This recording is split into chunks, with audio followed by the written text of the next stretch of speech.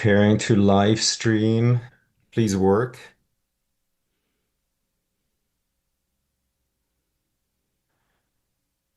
Oh, all right. Preparing to live stream. Please work. Awesome. Okay. Uh, Cyrus, we're live. We're on air. Hello. Woo! One Hello. minute to spare. Sweet. Oh my God, There- I love when things are working from a technical standpoint.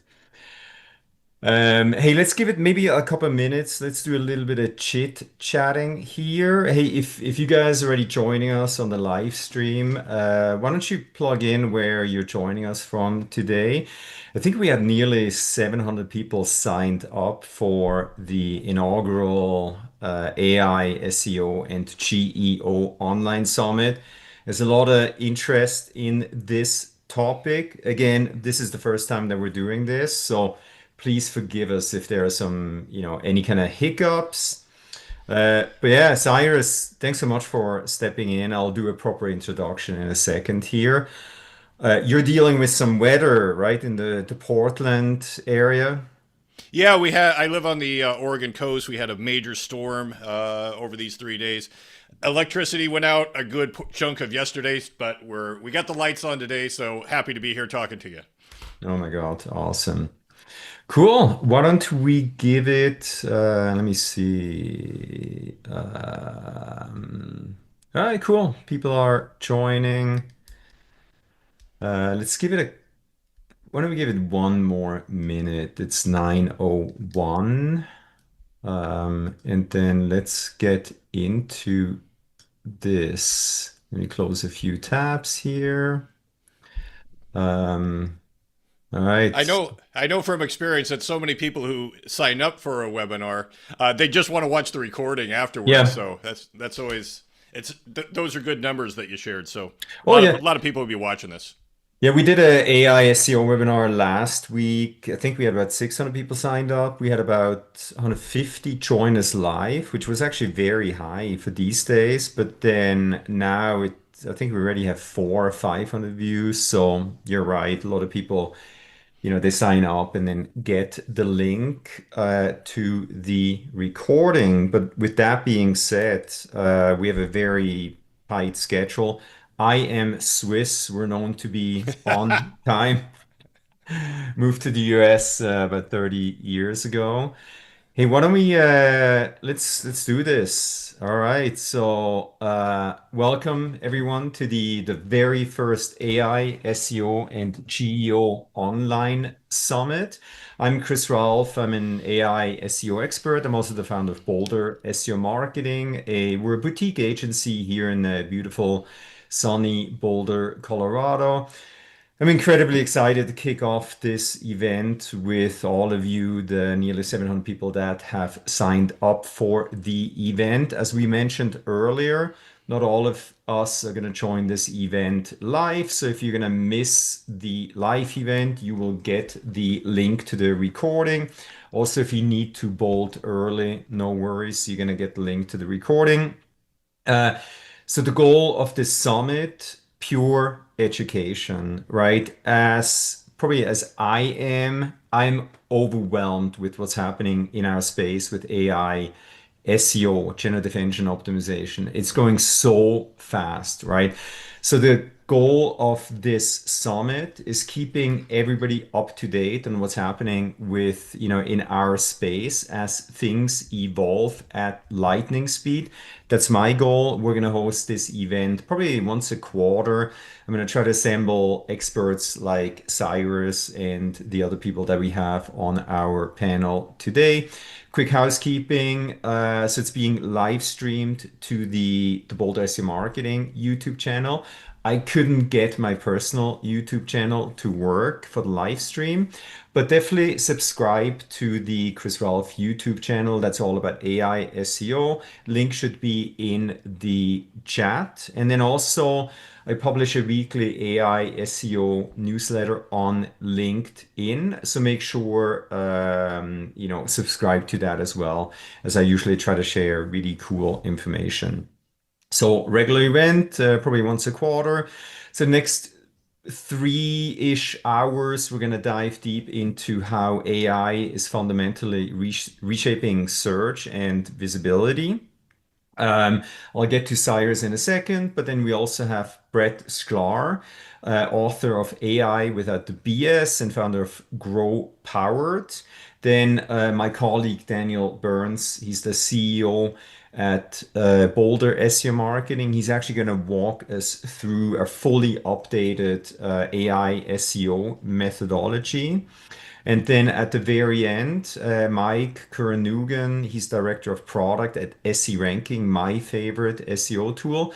He's actually going to show us how do we measure, how do we track what we're doing in terms of trying to rank in AI search, such as, ChatGPT, AI overviews, AI mode is right around the corner.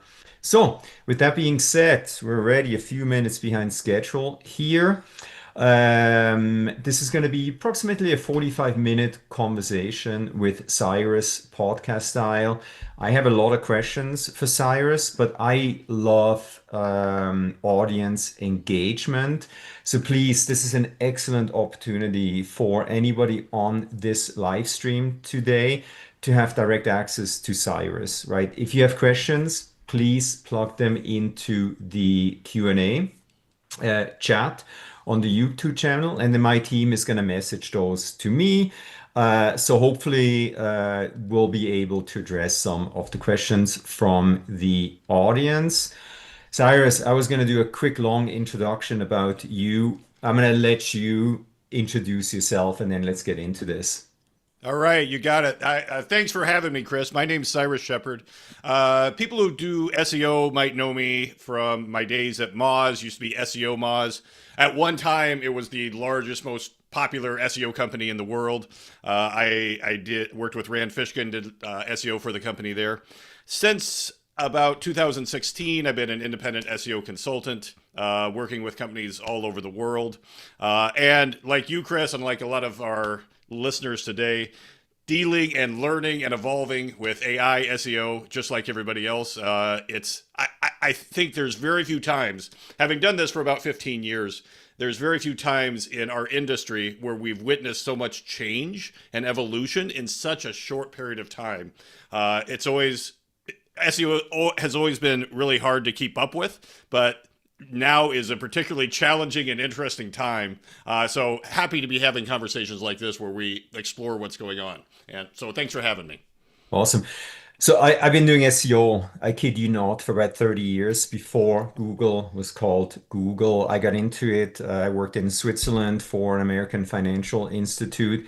They created a website. That was the new thing back then. They hard coded all the text. The US office created the German website. All the text was hard coded. That's how I started to think about, how can these search engines read that text, right? Ever since I've been fascinated with SEO. Let me ask you, so I'm finally super excited again about SEO because things are changing for the first time in a long time. Are you excited as well?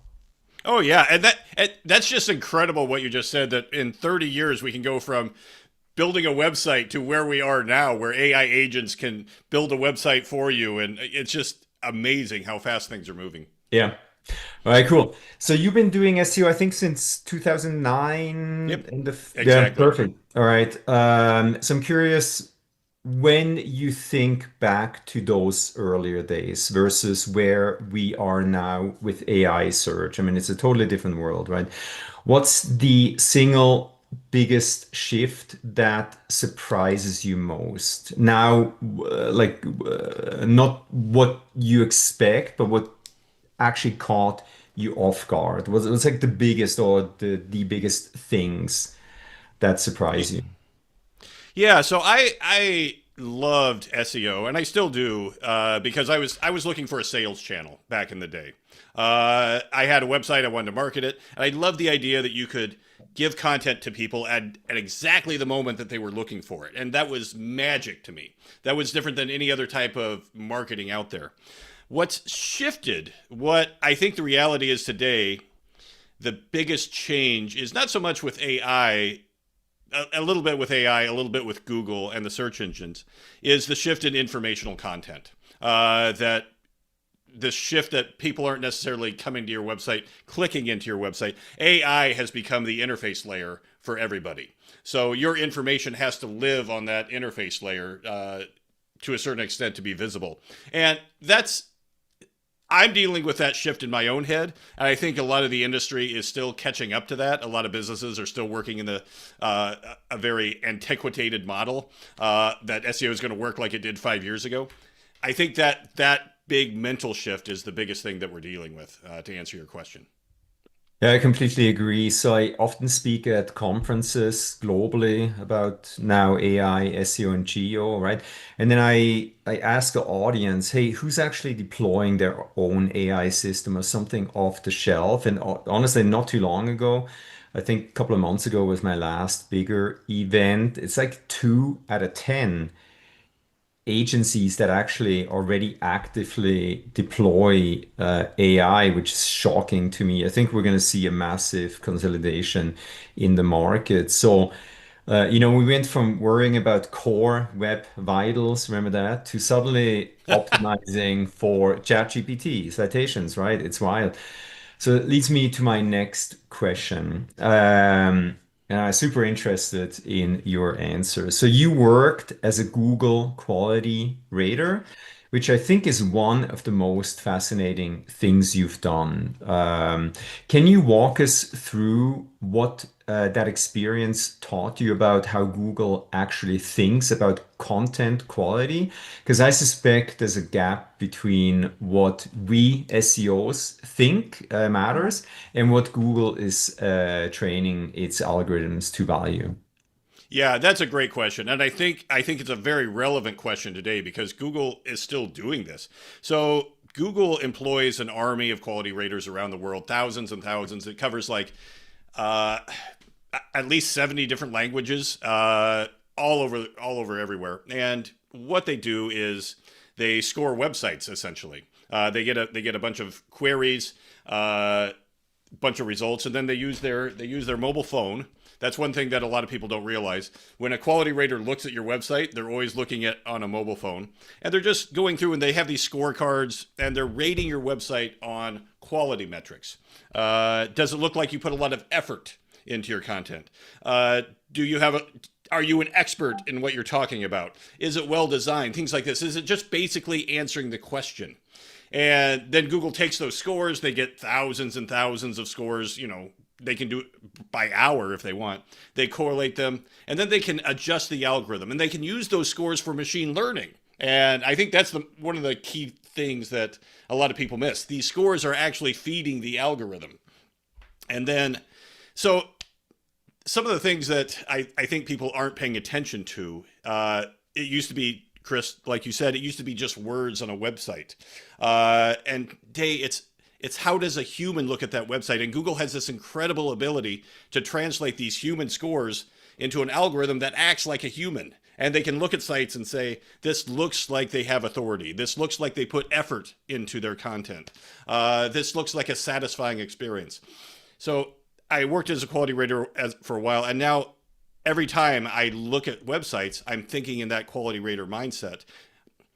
Does this website actually have these attributes? So I think it's worth it to read through the quality rater guidelines, or at least use AI to summarize them for you, and see if your content is matching those guidelines and what a human quality rater might look for.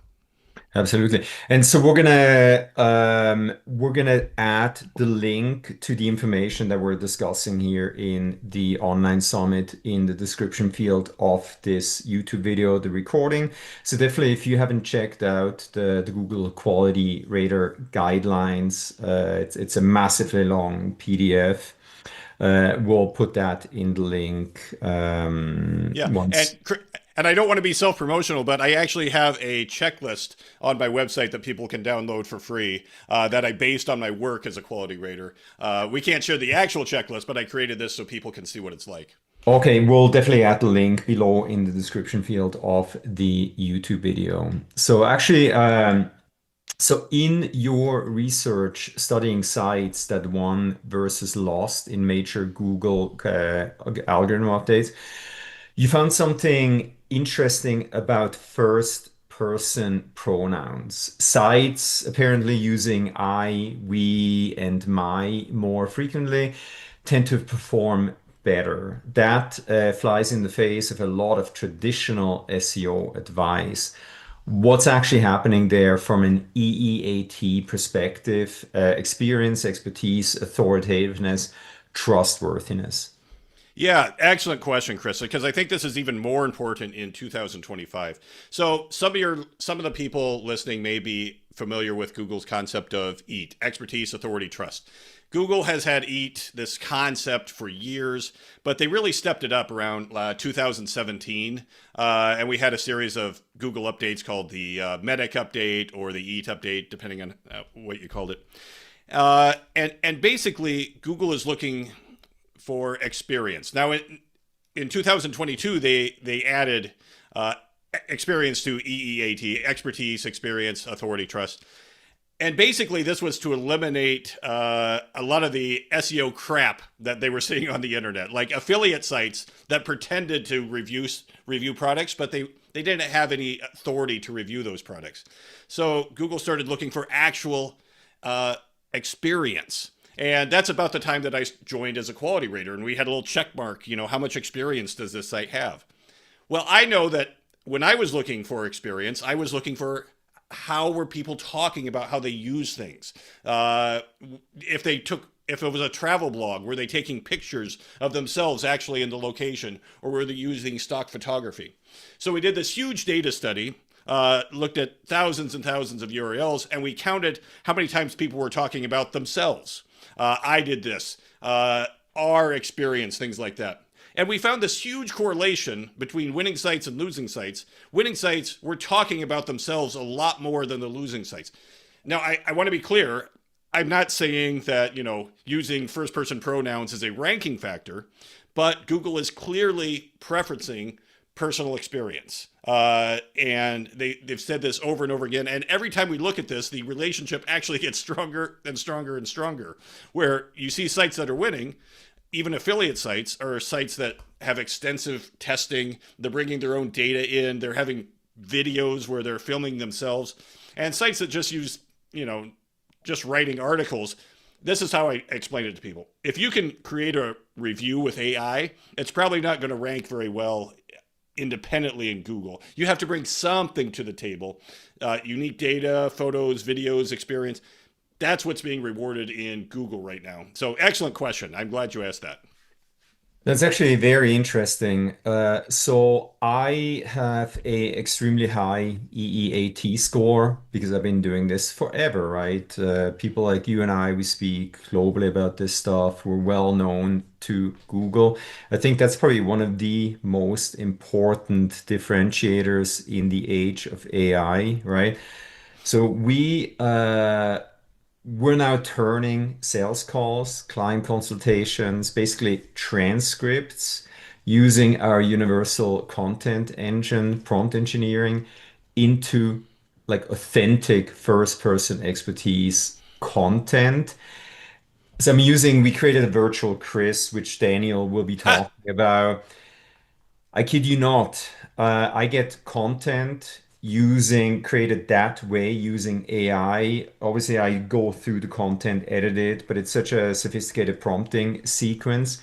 I get content to rank within usually 24 to 48 hours on page one. Uh, Uh, that's yeah, so amazing. it's fascinating, completely aligns with what you're saying, what you just shared there. Yeah. I think one thing to say about EEAT that you sort of alluded to Yep. is Google will, you can say good things about yourself, but Chris, you've been in the industry for a long time. People have referenced you. You have social media profiles. What other people say about you is probably way more important than what you Yep. say about yourself. So, and you have, with all your experience, you have that. And I think people need to pay attention to that a little bit. If they aren't ranking, maybe you need some of those external signals, those external lead signals to help out. They matter tremendously. Well, Okay, let's sadly we only have a limited amount of time here. Let's talk about AI overviews and how they're changing the game, in my opinion. So you've studied this stuff closely. Are we fundamentally still playing the same SEO game, just with new platforms? Or is this something different entirely? What are your thoughts on AI overviews getting into AI overviews? Yeah, it's interesting. It's really mixed right now. I have clients in a lot of different industries. Some clients have seen huge shifts in traffic. I mean, some have gone down. Other clients have they don't even know that AI is happening because their traffic has been so steady. And these are primarily like manufacturers who sell their own products, things like that. Companies that have high brand search. They haven't been as affected. Uh, I but that said, it's obvious how things are shifting. Just in my house, just watching my wife, who is not a sophisticated computer user, just the way she searches for things, which is now she just talks into her phone. And that's not something she did a couple of years ago because she can ask any question that she wants and her phone can answer her. And that's a new thing. So we are, to answer your question, I'm not even sure Google knows what's going to be, what the SERPs are going to look like in a year. We're seeing these blended AI modes, AI overviews. SERPs are shifting so much, every 6 months, but we are entering a new reality, and we need to adjust for that. No, absolutely. And then, so with us, we have, a good amount of clients across the board since, Google launched AI overviews, AI search, traffic down, right? Um, and that's just the reality. Google is keeping more and more clicks on their website, clicks that used to go to websites. What are you seeing in terms of, what actually gets cited in AI generated responses? And is it actually important? Because on the right side, there's a list of like 20 websites that made up that AI generated stuff versus ranking in the traditional 10 blue links. Yeah. What's your take? And obviously, like we're in this gray area right now. I don't think Google and these other search engines have figured it out yet. But what's your take? How much effort should put into AI generated stuff to get ranked there, or still go for the blue links? What do you do for your clients? Yeah, that's a really good question. I think we're seeing a divide in the type of content and the type of traffic it receives. On one hand, you have content that still has a reasonable chance of earning clicks and getting traffic, and that's original products, shopping experiences, data, perspectives like user generated content, first person reviews, things like that. Things that aren't just purely informational. But then on the other side of the divide, you have the reference links, informational content, and we're seeing a lot of people, optimize for fan out queries. They're seeing what all the content is, and they're trying to get those reference links, and those don't have as much traffic, but they lend to visibility. So I think people are still trying to figure out how much informational content do I want to create to appear in those reference links in AI overviews, even though they may not generate traffic like products and UGC content. But I think what companies have to do is look, what do we have that's unique from any other company? And how are we going to leverage this? How are we going to leverage this into content for maximum visibility wherever it is on the SERP and go from there? And I think that's going to differ for every company. Absolutely. So we actually have a question that I'd like to throw in from the audience at blueberry_official. The question is, I work in food tech and food Hmm. creators have seen a huge impact with AI overviews since Google has been prioritizing experience. What is a tip to optimize their discoverability in SEO and GEO? That excellent question. Food there.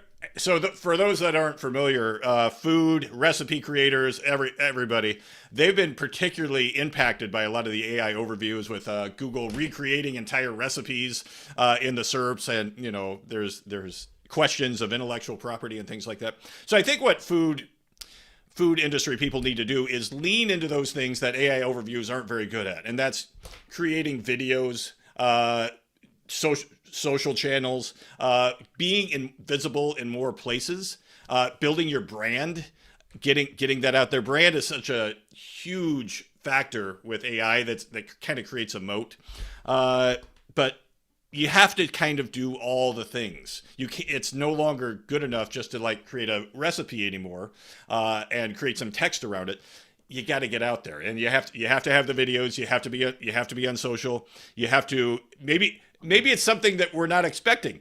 Taste test. We tried three different recipes, and we made some video, and we got 10 videos out of it. Something that you're not going to find in the AI overview. You have to find new angles. You have to stay a couple steps ahead. So thinking outside the box, that would be a fun session to sit down with you. I'm not suggesting that, but have our brainstorm. What can we do in these SERPs that no one else is doing right now? And that's going to be the angle for the food people. Love it. So if you have questions, please put them in the chat. If applicable, I monitor what's going on there. I'll ask Cyrus. So thank you very much for that question. Cyrus, you published research showing that sites with excessive schema markup actually lost traffic in updates. That actually shocked a lot of people in the industry.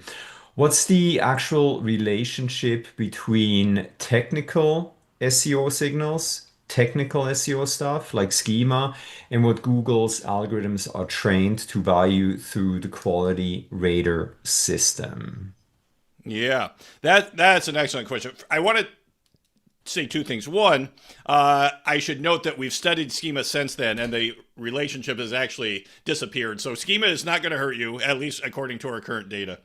But I'm gonna reveal something that I don't think I've said publicly a lot. So when Google's helpful content update came out, this was a big update that 2022, 2023, we saw a lot of affiliate sites just tank, and these are informational sites. What is not widely discussed is Google, before they called it the helpful content update, the internal name for it was the Anti-SEO update, because Google there was a lot of pushback. They decided to change it to helpful content. But it was actually, we see Google shifting towards punishing or devaluing sites with too much SEO, overly aggressive SEO. Because the truth is, guys like Chris and myself, we just got too good at SEO. People could rank anything with informational content.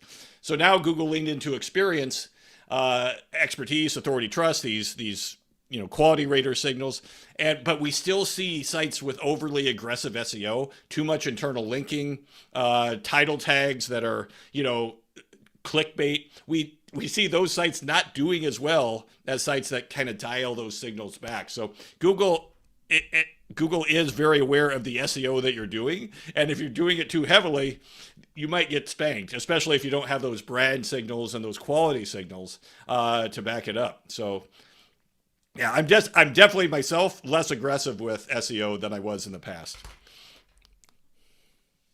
I think it has to be a fine balance, right? Where, I mean, these search engines are getting smarter and smarter now with the emergence of AI. I think like you can no longer game the system.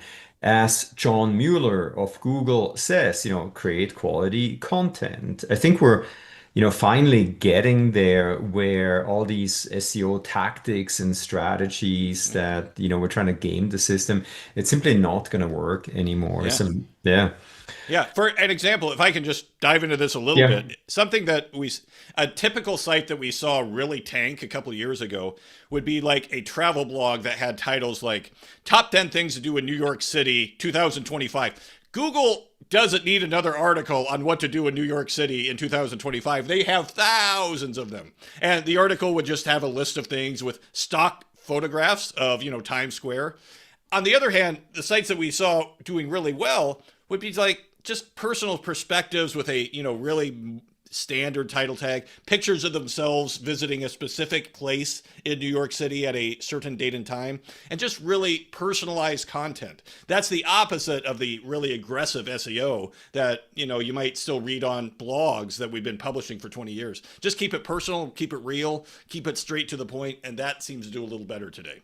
Yeah, and that's why I mentioned that, I use sales call transcripts, conversation transcript. I run them through virtual Chris through a very sophisticated prompting I sequence. want to meet Virtual Chris. You'd be surprised. My wife hates it, but man, that thing is incredible. Daniel will talk about that. Holy cow. It's like if you don't have a virtual you yet, like we'll show you how to do that. It's incredible. So we're testing this on our own website right now. It is working so shockingly well. Again, I'm able to get content to rank usually within 24 to 48 hours simply because it's real content, right? We create net new content. And then with the help of, Virtual Chris and prompting, we create something that actually adds real value. So Daniel will talk about that in his session. All right, let's take another question from the audience. So thank you at MRS Catman 1231.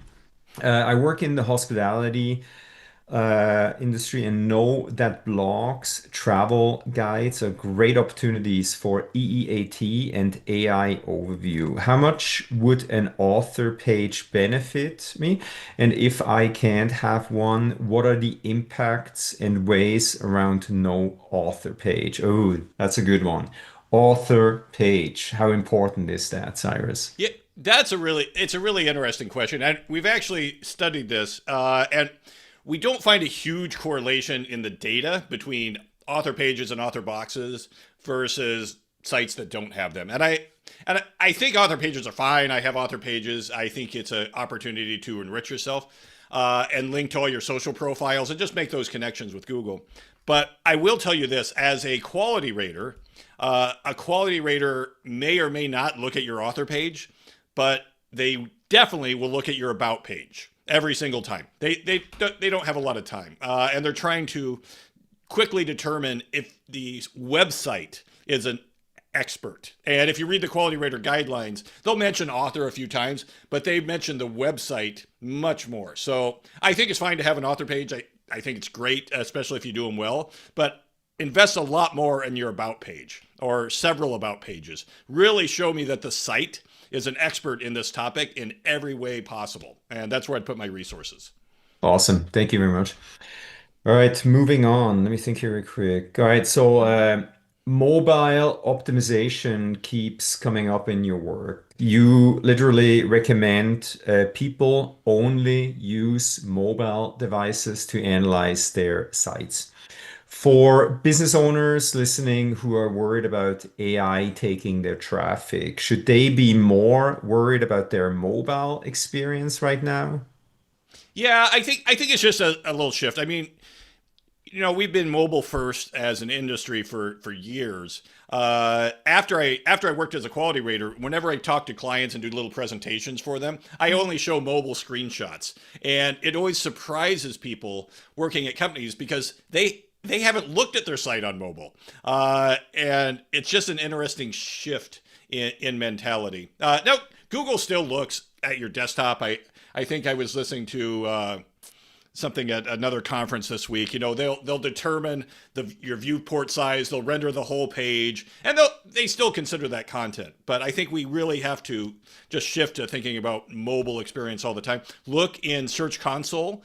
You can see exactly how many of your visitors are mobile. For a lot of sites, it's 70%. Other sites, for if you're selling sledgehammers, a site like that might be more desktop. But it all depends. But just shifting your thinking a little bit. All right, cool. We had to talk about mobile.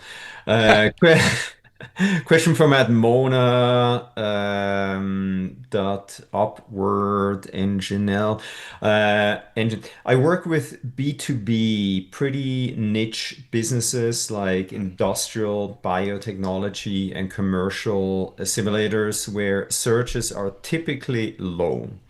What advice or angles should we be looking at regarding GEO, generative engine optimization? Yeah, that's a really interesting question. So for an industry like that, it sounds like searches may be low, but the value of a conversion is really high. So you may want to do something similar to what Chris is doing, and you might want to expand your content catalog so that you can capture those really long tail searches that you may not be generating right now, and using AI to help in that content creation process. Mm-hmm. The other thing I would add is, and this is kind of outside the question, but really work on those brand signals, because if searches are really low and you're capturing just one every so often, having your brand name associated with those products is going to be so important. So just getting your name out there in other sources, seeing who's citing you in the industry, that's probably going to do maybe a little bit more than just the content creation process. So some of those external SEO signals I'd probably prioritize, so that when someone is looking for a product, your name is coming up. Awesome. Let's continue with other audience questions. I GT Sharma 8990. I work in a SaaS organization and we are publishing legal articles. You give some advices. How can I optimize our legal content? I'm facing issues because my background is not from a law or legal standpoint. So, wow, legal. How do you create optimized content if you don't have a background? Is that advisable? That's hard. That's really hard. I have some legal clients, and we've seen the same shifts in the industry. The legal clients I have that are doing better are the ones that have proprietary data. Maybe certain case law. So if a case happens, that change, and there's news, they're able to pull that data, that news, into the articles and help create that content. The clients, like legal clients I have that aren't doing as well, are the ones just creating articles that any expert lawyer Yeah. could create that are just informational. So again, we're trying to create more videos, more perspectives, more guides, and put things in formats that wouldn't be expected. So I think if you don't have a legal background, it can be challenging, but you have to figure out your angle. How are you creating legal content that's different than how everybody else is creating legal content? What are you bringing to the table? Because there's a lot of legal content out there, and it's very difficult to rank for general informational terms. AI makes a pretty good lawyer most of the time. So what can you bring to the table that's a little better than that? Awesome. Let's continue with audience questions. At Julia Shine Management, we are a fractional business services firm with internal experts. Would interviews with them be considered positive, personal, and get ranked well? So, if you don't mind, if I can quickly answer from my standpoint, absolutely. That's what we do. That's actually Daniel, what he's going to show in our presentation. We do so many interviews with internal experts. So that's my personal opinion. Cyrus, what do you think? What's your question to this answer? Oh, just like you said, absolutely. That because as we've been saying this whole time, what can you bring to the table that other people don't have? Yes, personal interviews. Film the interview. Break it up into social media bits. Put it out on all the social channels. There's an old rule that content has an easier chance of ranking if you've shared the URL on social, and I think that's still true today. Get it out there. That also builds your brand. If you can take some of those interviews and create guest content on other platforms, on websites that you don't own, break it up into all the different formats that you can, because those interviews are personal perspectives, and that's exactly what Google is rewarding right now. Personal perspectives, information that folks don't have. So yeah, I think it's an awesome strategy. Absolutely. And also, Cyrus, I'm not even sure if you've seen this yet, but Google just announced, I think last night, that they're going to add social metrics tracking into Google Search Console. Guess what? If they do that, that means, in their opinion, social is going to be very important for your SEO strategy. So here at BSM and at Chrysalf AI SEO, we do a ton of videos. Why? Like these AI tools, they actually grab the content from videos, such as we're recording this content, right? They're going to feed on this content. So in my opinion, just having seen this update, social is going to be critically important. When you create content, put it out on the relevant channels. So I couldn't agree more. Let's see, another question from at Suzanne Yol. I hope I said that right. I work in entertainment. Often producers provide content to reuse in all national markets. Does it help or hurt that multiple markets use the exact same content apart from city venue? Ooh, that's a good question. Yeah, so that's a really good question, and I would say the question you have to ask yourself: what value am I adding by publishing this content? And probably, if you're just taking it and publishing the same thing that 100 other places are publishing, you're probably not adding a lot of value. So the trick is to find a angle again that you can add to that. Maybe it's an introduction. Maybe you're organizing it differently. Maybe you're extracting data from those articles. But just publishing it by itself, probably not going to have a lot of value unless you can find something to add. Awesome. Next question from the audience, and I really appreciate you guys participating in this online summit and submitting questions. It's awesome. At Danny Casrell, I keep reading that adding FAQs, frequently asked questions, to a page, even say on a product page, can help with AIO or GEO, as some call it, and SEO. Is there any merit to this being a way to get cited? What is your take, Cyrus? Yeah, good question. And I think a lot of this stem from when Google first introduced FAQs. You could add some markup to your content, and show in the serves. So everybody started doing it because there was some reward. And now we have AI. So I think there is some value, but I think there's a different strategy, and it kind of plays into what you're doing with Virtual Chris. Is that taking real customer questions and turning them into content and publishing them on their own URLs in kind of a forum sort of situation. I've seen great success with that. So I'm a big fan of FAQs, but I like turning them into their own content, not stuffing them at the bottom of the page. And I like, because that way you're ranking for kind of a separate topic that's not quite your main content. So love FAQs, just take it the extra step. All right, and I think sadly we're already coming to the end of this session. Hey, Cyrus, I would love to have you on my podcast. We're not going to be able to cover everything in this session, so I'll definitely reach out separately and see if you're up for doing another chat with me on my podcast. I guess final question. Maybe we'll squeeze in one more. But looking ahead to 2026 and beyond, which AI search platforms with Google's algorithm evaluation, with zero-click searches increasing, what's the one strategic shift you think businesses need to make that most still aren't making? Well, I guess what's your final tip that anybody should do in 26? I think businesses have to shift their thinking a little bit and just be in more places.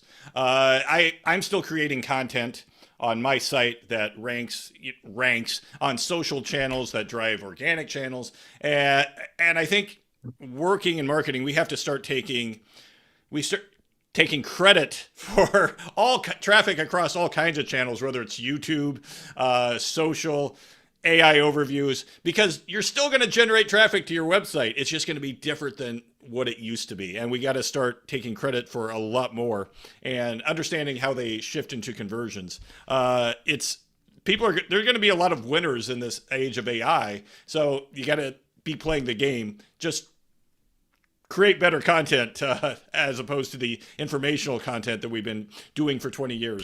We got to up our game because AI is making us up our game. Awesome. All right, again, I'm Swiss. I try to stay on time.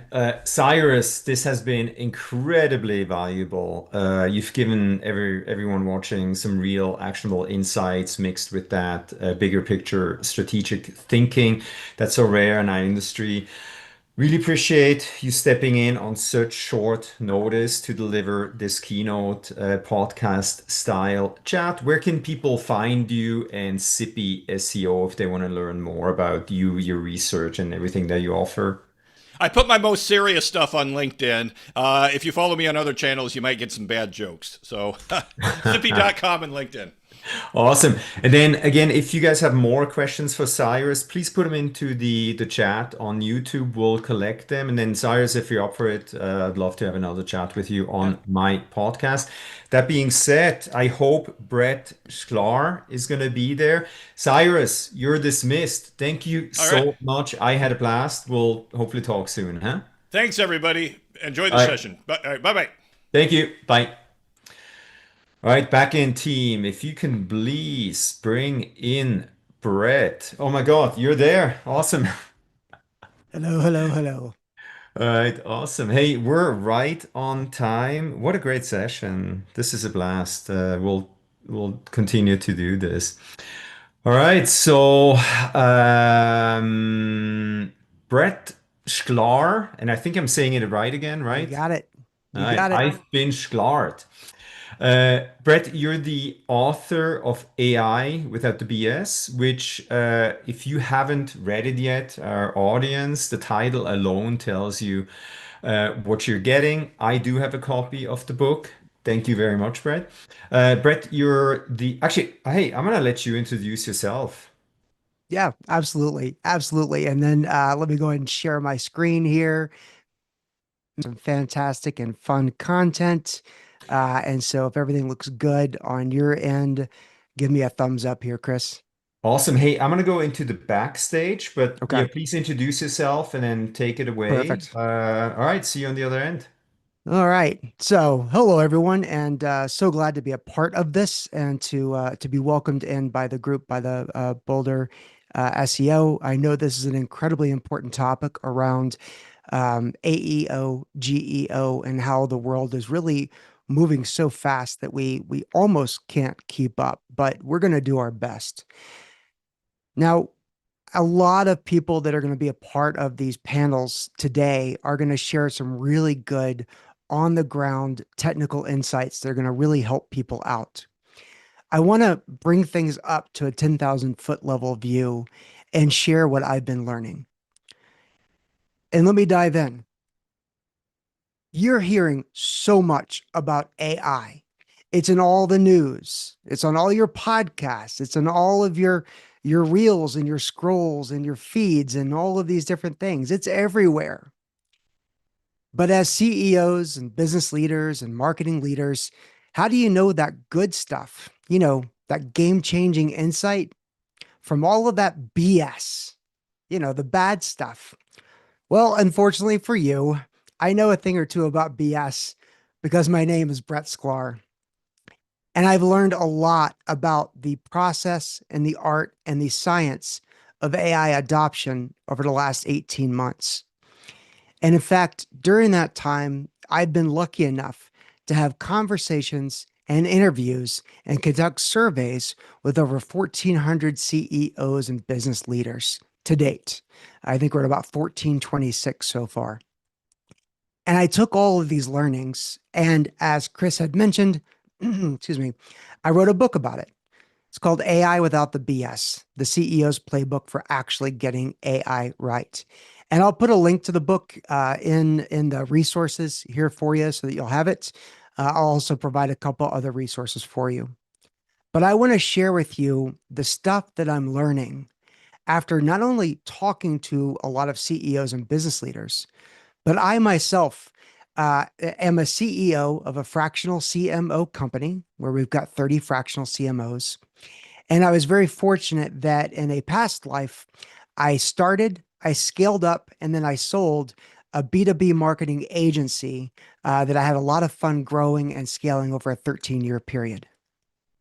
So let me tell you where we are right now with the AI adoption in the world. And I work with early stage companies, I work with small businesses, I work with mid-sized businesses, as well as small enterprises. And let me tell you one big thing I have learned. We have a fear of AI. And I'm not talking about you and me and the people that are on this call that are here to learn and educate ourselves. You're actually ahead of the curve. But most people have a true fear of not only what AI will do to them, but how it will affect their lives. And they are deer in the headlights. They are afraid to move forward. And I'll give you some reasons why.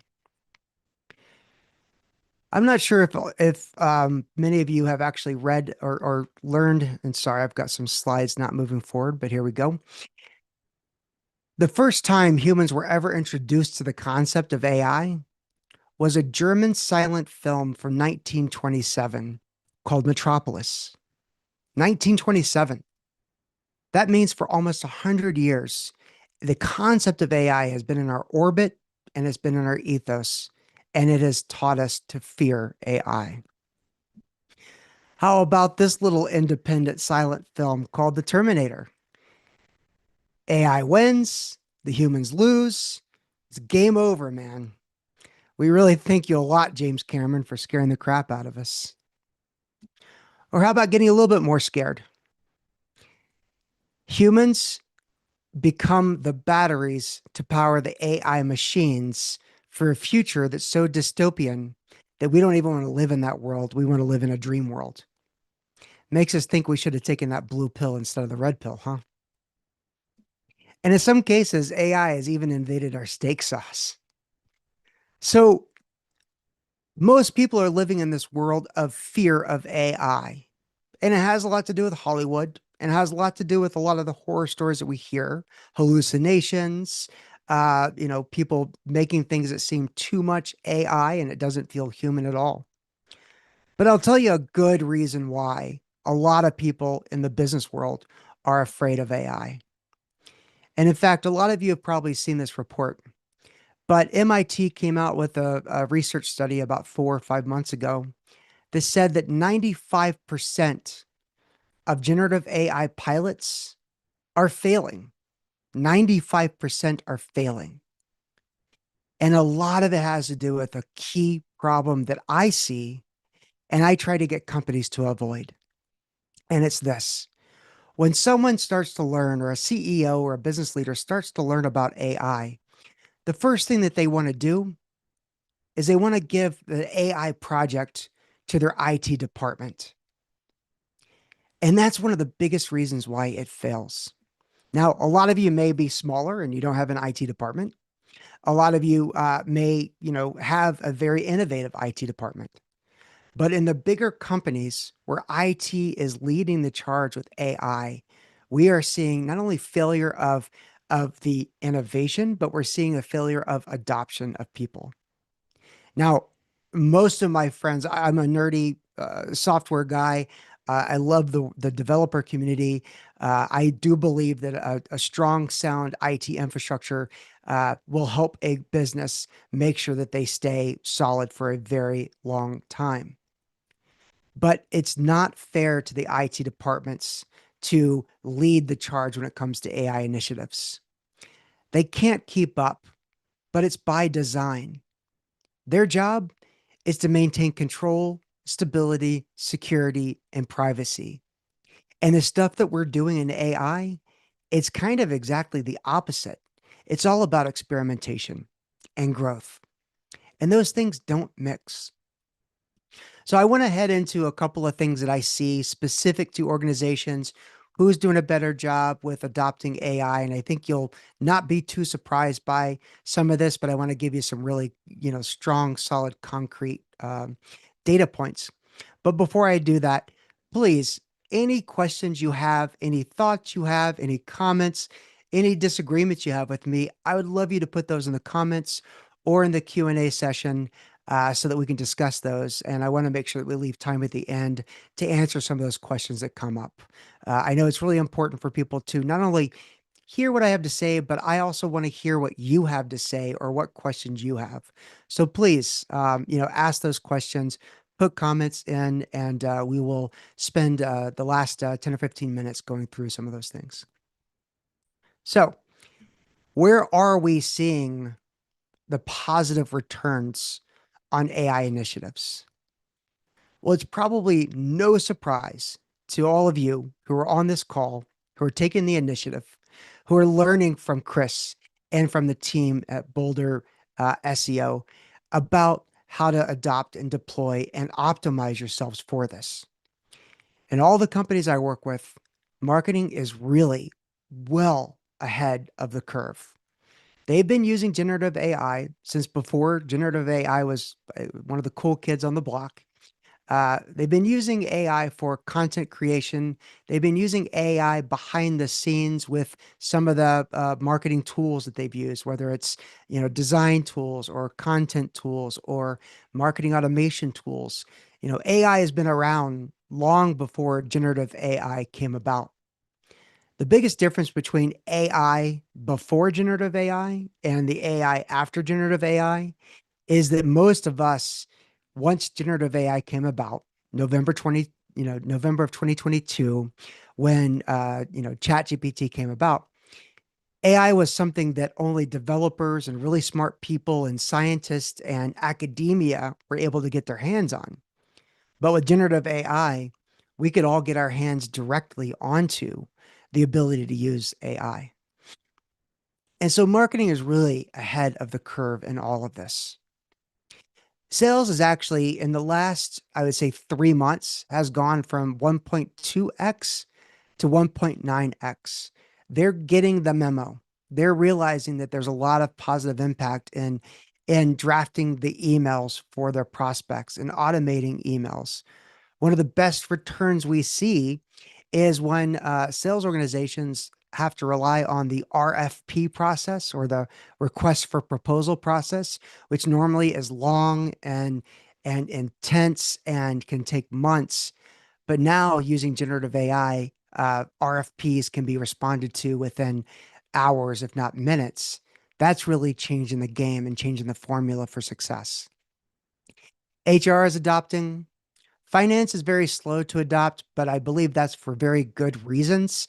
Finance relies on spreadsheets. It relies on data, and there's not a lot of power yet in data other than analysis, which is where we're seeing it show up in operations. And because we work with over 1,300 or almost 1,400 companies, and it's across a lot of different industries, operations can mean a lot of different things.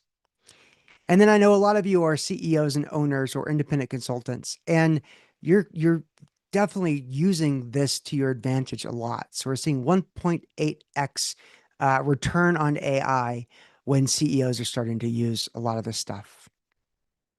So that's one of the most important things I track, and this is one of the things I share with the community and with the world is how are people not only using AI and using it, but using it for business benefit or getting their returns, getting that ROI on AI.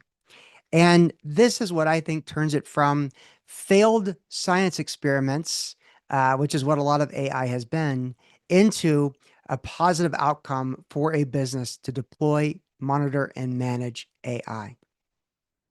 So I hope that's helpful. I hope that gives you some good lens or good view of where we're at with things. A lot of you probably don't know this CEO. His name is Micah Kaufman, but many of you know the company he's CEO of. And Micah actually said something a few months ago.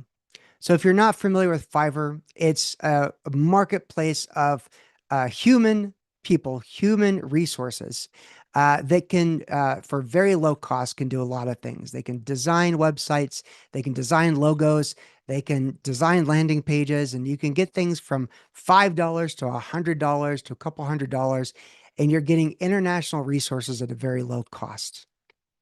But AI is replacing his business model overnight. And when it comes to using AI, and when it comes to the thought of how you can impact your AEO and your GEO and your searchability in these new platforms, I think something that he said is really important. And he framed things in a really solid way. And what he said was, with generative AI, the easy tasks, they're becoming automated. You don't even need people to do those things anymore. But the hard tasks are now becoming the easy tasks. And those things that we thought were impossible tasks, the impossible things to do, they're not only possible, but they're doable. And people are doing the impossible because of generative AI. And his business model, he had to pivot. He's got to switch quite aggressively. And he's trying to conquer those hard tasks instead of the simple tasks. And he's trying to conquer those impossible tasks that we thought were impossible that now are not only possible, but doable. And I think that's a really good message.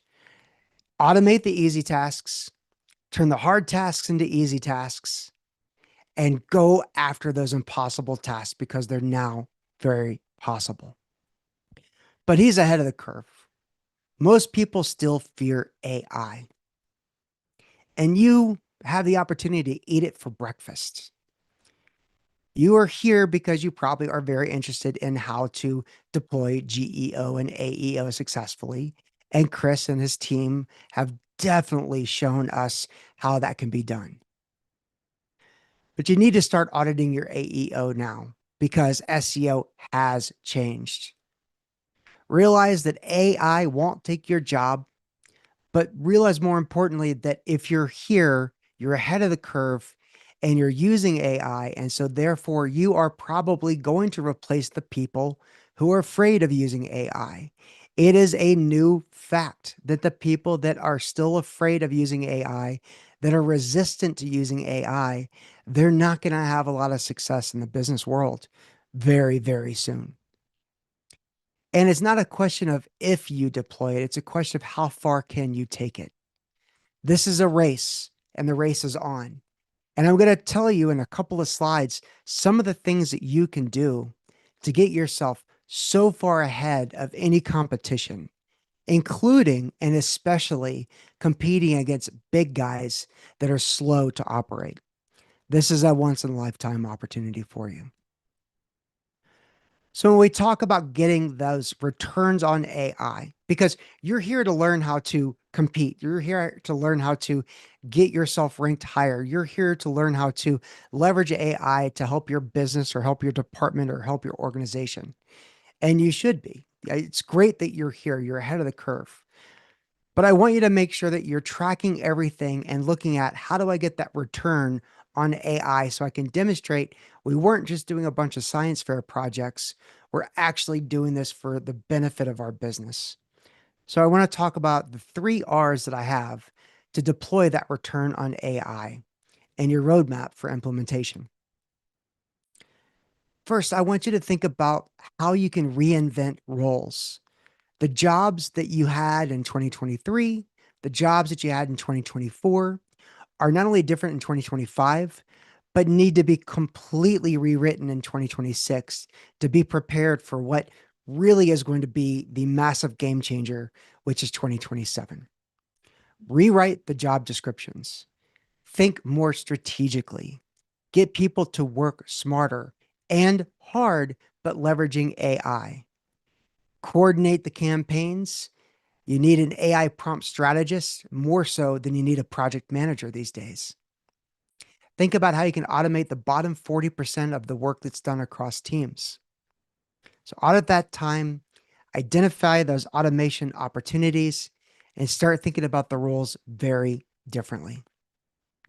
The second thing you can do is rebuild support. One of the biggest things, and I meet with a lot of CEOs, and I do it in groups of like masterminds of about 16 to 18 CEOs at a time.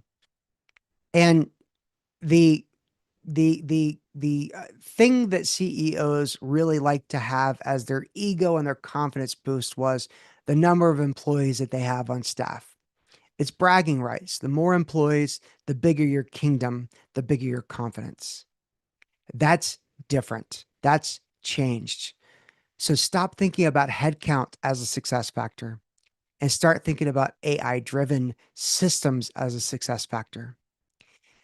Think about an agency with a freelancer with AI copilots. And I'm not talking about specifically Microsoft Copilot. I'm talking about the concept of copilots. Think of that as your new execution stack. You want the smarter partners over the warm bodies. And here's something that I think is really important. If you are going to pay third parties, you want to pay them to help you learn, not just for them to be the labor. That learning is going to take you so far. That learning is going to help you train your AI solutions so that you are more ahead of the curve as AI adoption takes off more aggressively. And I think that 2026 is the year of training your LLMs to get to know you really well and get to know your business really well, and training your teams to know how to do things with AI. Because 2027 is the year of the make or break for the people who have either adopted AI or haven't adopted AI.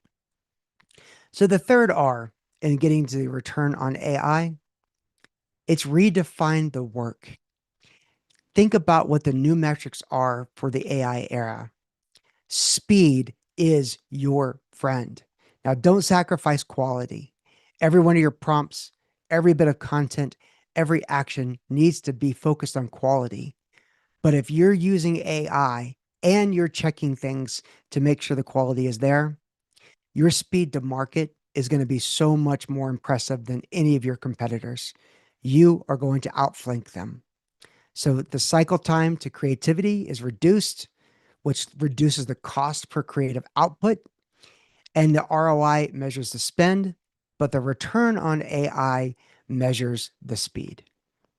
So these are some really important factors. And if you've got questions about these, please put them up. We're going to give you plenty of time to ask questions as we are heading towards the edge of this conversation.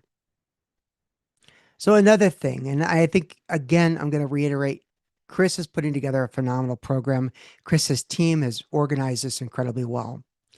And you're here because you know that this is the future. AI search isn't the future. It is actually happening right now.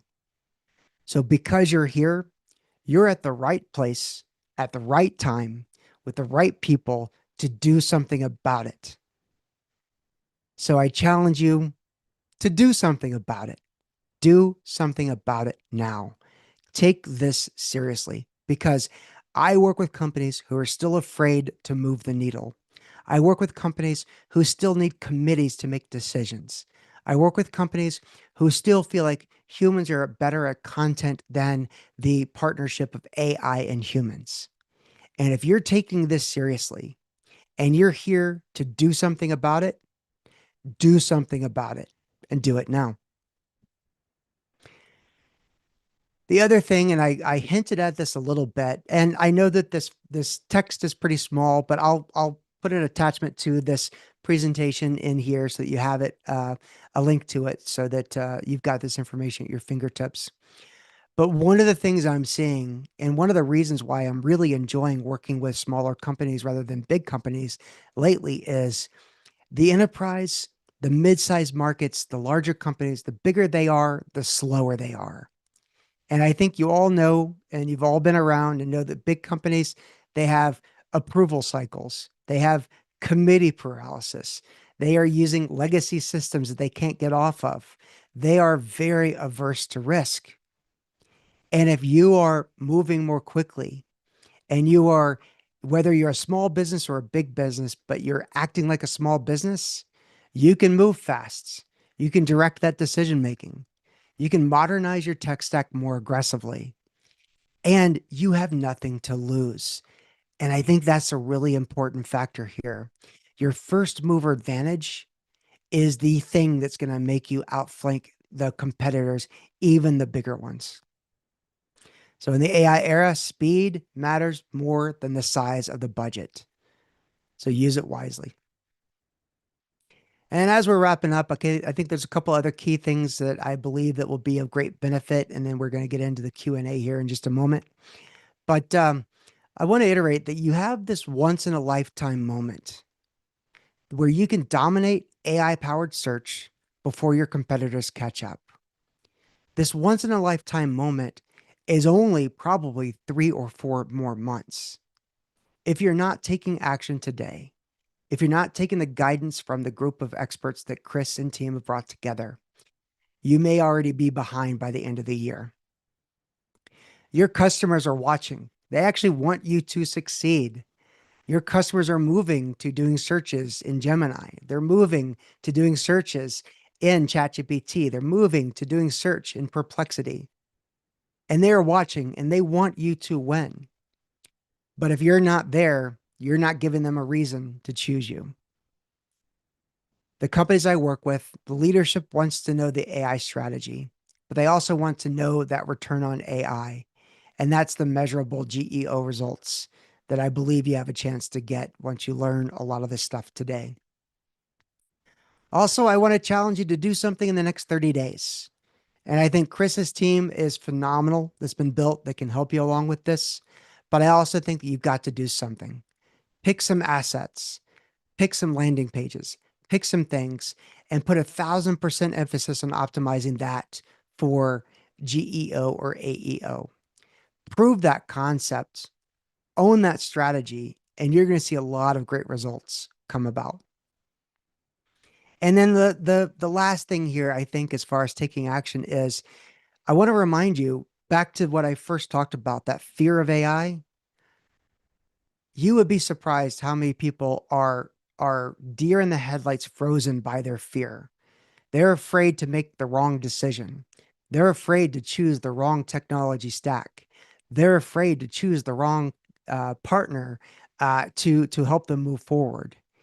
And if you are taking action today, you're taking what Chris and the Boulder AI or the Boulder SEO group and what these experts are here to tell you.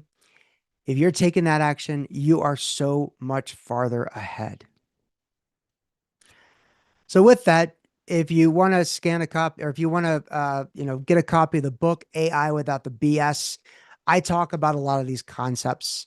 A couple of key things that I've talked about in the book. I'm trying to help businesses a lot with not thinking about AI as some middle school science fair project or some cool new tech toy stack, but really a business transformation. My company, AI First Leadership, is here because we like to help companies not only reinvent themselves in the world of AI, but really rebuild what the organizational support structure needs to look like. What's the roadmap to AI mastery? One of the big concepts that we have is, if you have a team of employees that are still fearful of AI by the end of 2025, you're going to be in a lot of trouble. There's no two ways about it. Not apologetic about it. If by the end of 2025, you have employees or you have team members or you have partners who fear AI or are pushing it to the side, thinking that it's going to go away or it's a fad, that's a failure point. That's an extreme failure point. And one of the key messages I have in the book is talking about Generation AI, a generation of people who know how to prompt, a generation of people who don't need to have as much industry expertise or as much customer expertise, but they do know how to ask the right questions, how to prompt in the right way.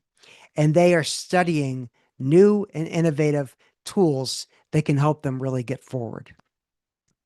The third thing that I think is really important in the book, that I think is important for you right now.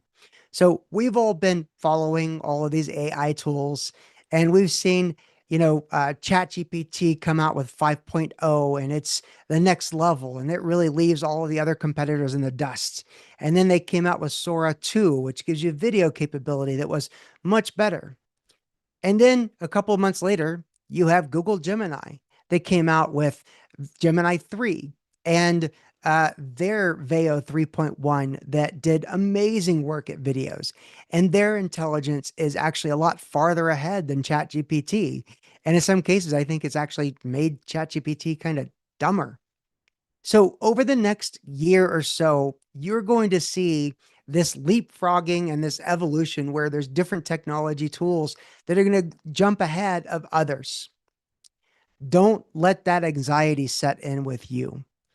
Don't get fearful or think that you made the wrong choice. Stick with some tools for at least 6 months or 9 months because this is a very fast changing world.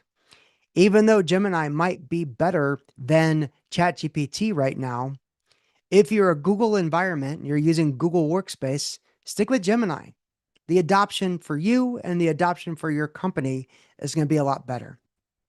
If you're a Microsoft environment and you're using Microsoft 365, Copilot might feel behind because it uses ChatGPT as the back end, but they're going to do something very innovative and very impressive in the next 3 months or 6 months.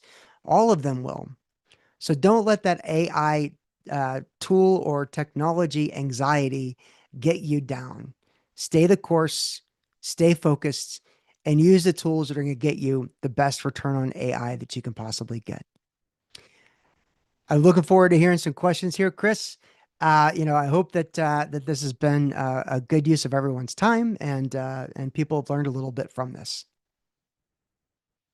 And Chris, you're still on me. There you go. Yeah, so thank you. Awesome. Thanks so much, Brett. You can unshare your screen Oh, absolutely. so that we can be seen in a full glory. Thank you so much. And also thank you so much for jumping in on last notice. Unfortunately, Liam Lawson of the AI report came down with a terrible case of COVID. So I reached out to you yesterday. We spoke both at Digimarcon in Denver, and yeah, I knew you would put on a great session here.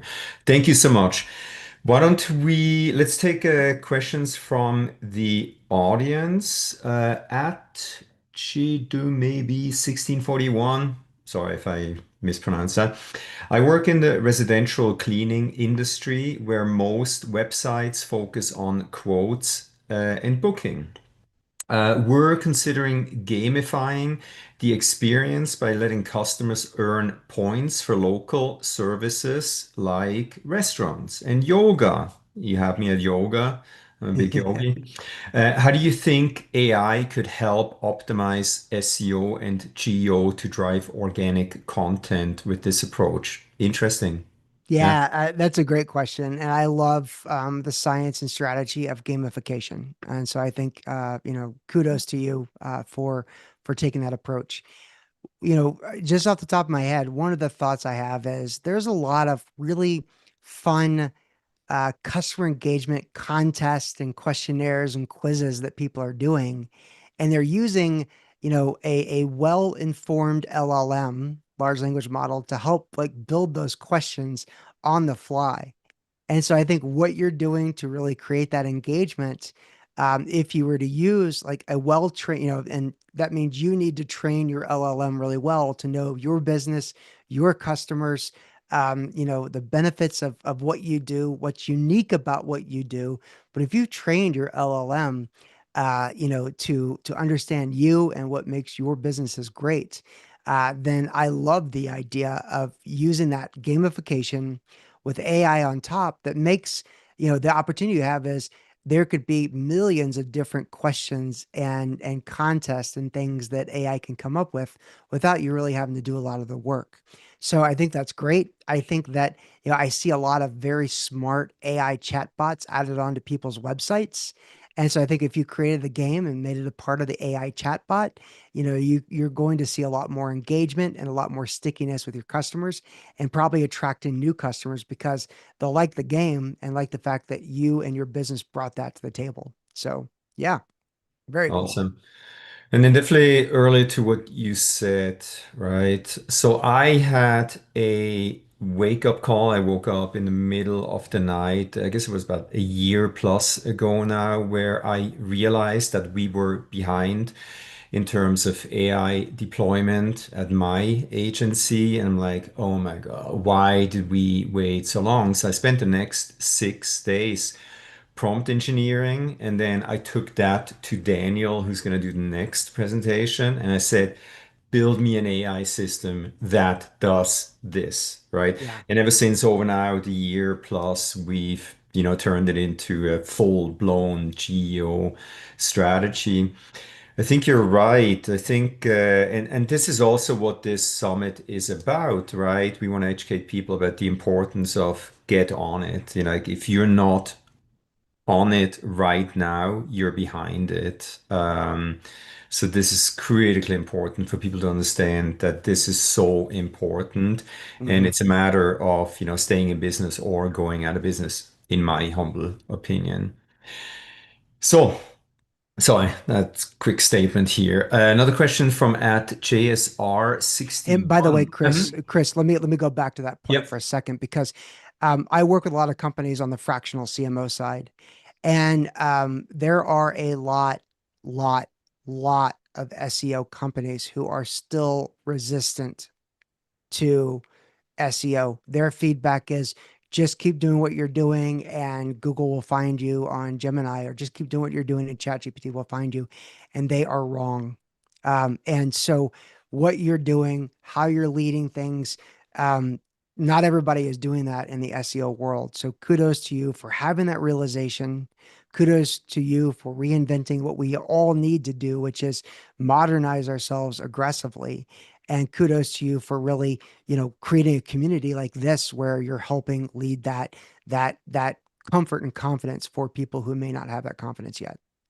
Thank you. And also, I think this is a gold mine that we just found, right? Especially for smaller agencies like ours. We're a small shop, about, I don't know, 16 people or something like that. Mhm. We are getting clients from some of the best known agencies in, the US. I'm not going to name their names simply because we're so agile. If you're a smaller shop or a freelancer, this is the time to be successful and to Yeah. learn this. So hopefully you're learning new things that will encourage you to be very successful. So we get a lot of questions here. Given the previous sessions focus on personalized content, how do you optimize lead gen landing pages? Brett, any tips, insights on how to create optimized lead gen landing pages? It's really not, there's probably people that are a lot smarter than I am about lead gen landing pages than I am. What I will say is, um, there are tools and there are systems to do highly customized activities. So, for mid-market companies, there's a concept of targeted account selling called account-based marketing, where you can build these personalized URLs and personalized landing pages. And that's very important to help with conversion. With I mean, you can hyper do this where every single contact in your CRM, could potentially have their own landing page and unique information about them. I'll give you one example is there is a company that, and I can't remember the name right now, but they use personality assessments, something called a DISC profile. And DISC profiles have been around for, many years, and it's DISC. And there's like, are you a D? Are you an I? You can be a capital D, lowercase I. And then there's like 30 variations and they have, names for them. But I use it when I am getting ready to talk with someone to look at what their personality profile is so that I'm better informed. And this tool, this system, and I'll find it and I'll send it to you, Chris, so you can share it with Yeah. your community.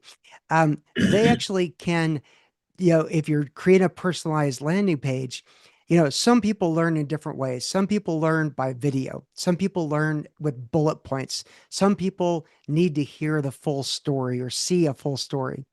And so it takes the person's disc profile based on their LinkedIn profile, their Facebook profile, their Instagram profile, and sort of their activities and Google searches. So it knows about them. And it creates customized landing pages based on their personality and how they absorb information. Does somebody want short bulleted, just the facts kind of thing?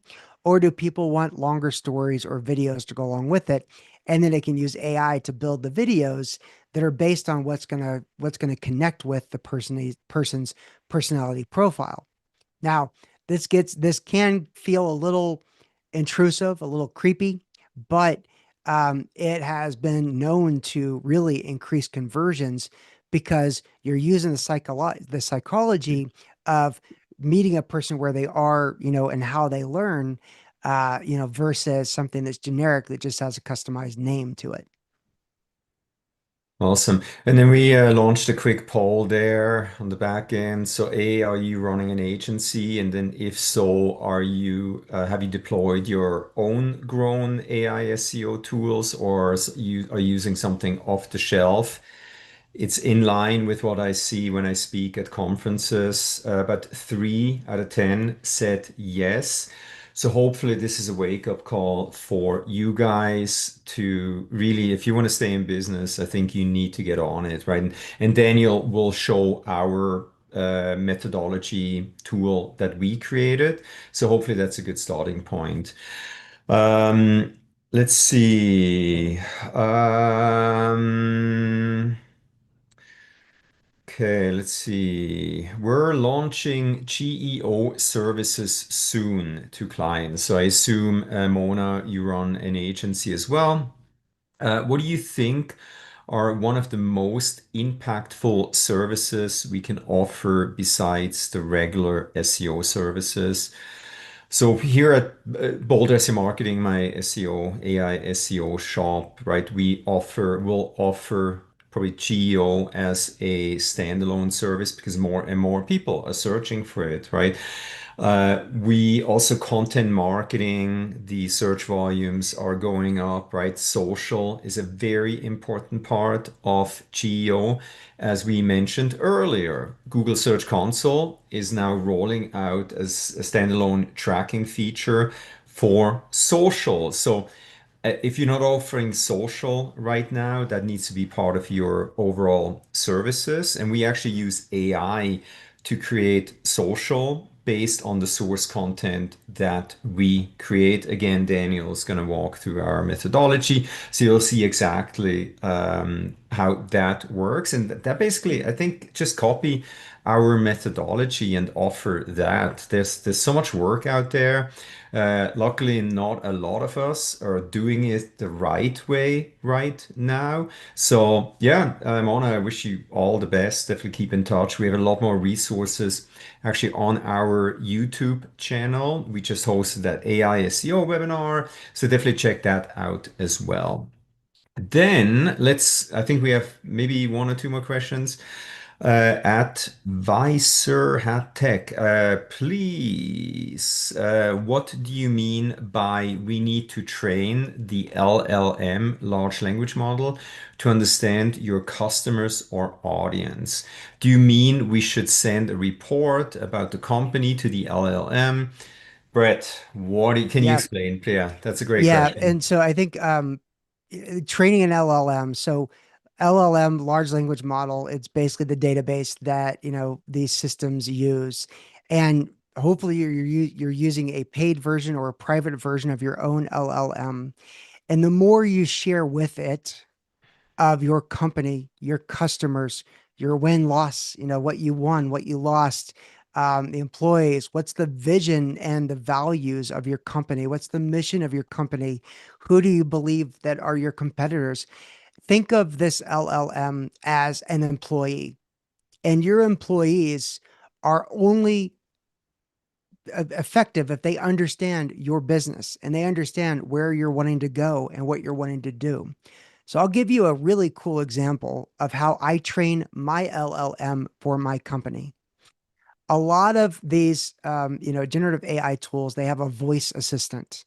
Copilot has one, ChatGPT has one, Gemini has one, a lot of the others have one.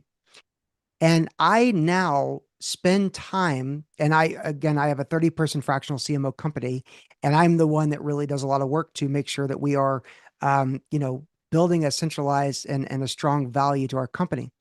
Um, I actually, whenever I go out, so I have a husky, he needs a lot of dog walks. And when I go out, what I've been doing is talking to my virtual generative AI voice assistant, talking about my business, talking about what's working, talking about what's not working. I am literally walking, going on walks with my most productive employee ever, my generative AI system, and I'm teaching it what my business is all about. What's the vision? What's the customer feedback? What's going on?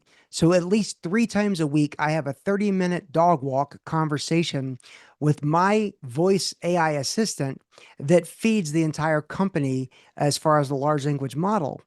So when I say train your LLM, treat it like your most valuable employee. Train it like you would train employees. Talk to it like you would talk to employees. And whether you do it with voice, like what I really like to do in my spare time, or on drives, um, or you upload it with a ton of information, uh, you know, just training it, teaching it about your business, about your company values, about your company challenges, it will actually build a database that will help your business out more than you could ever imagine. Awesome. Brett, that was fantastic. You delivered as promised on very, very, very last notice here. Brett, if anybody has questions, where can people find you? What's the best way to get in touch with you? Yeah. So, definitely Brett at aifirstleadership.com is an easy one to go to. But I'll also put in the resources here. There's some links. I'll add a link to my LinkedIn profile. So connect with me and feel free to send me a message. I listen or I look at every message and I respond to every message. Awesome. Hey, Brett, again, I greatly appreciate it. You shared amazing information. You are dismissed. We'll be in touch, hopefully soon again. That being said, Daniel, are you there? All right, thanks so much, Brett. Thank you. All Hello, Chris. right. Woohoo! Daniel, how's it going? Good, going good. Looking forward to this presentation today. Oh my God, this is going really well. I don't think we have too many technical hiccups or anything. So shout out to Harold and John, who are the busy bees on the back end. Again, the poll that I think John launched, are you an agency? Have you already deployed your own AI SEO tool or something off the shelf? Yeah, sadly, we're behind, friends. So Daniel is going to show you guys after I had that wake up call. I guess it's been about a year and a half ago where I realized that we're behind as an agency. We were still doing SEO the old way, right? So I woke up middle of the night, couldn't go back to sleep, and then literally I spent 6 days prompt engineering. Daniel, I came to you and said it was a massively long prompting sequence.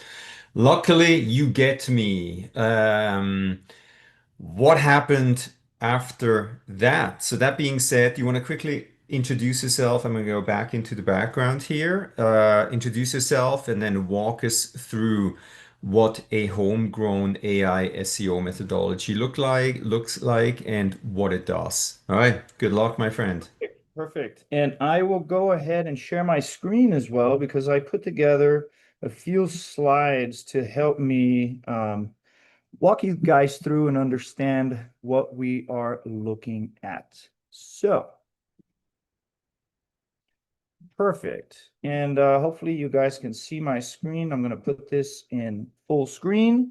And so essentially the topic of what I'm going to be talking about today is how AI-powered agencies are winning.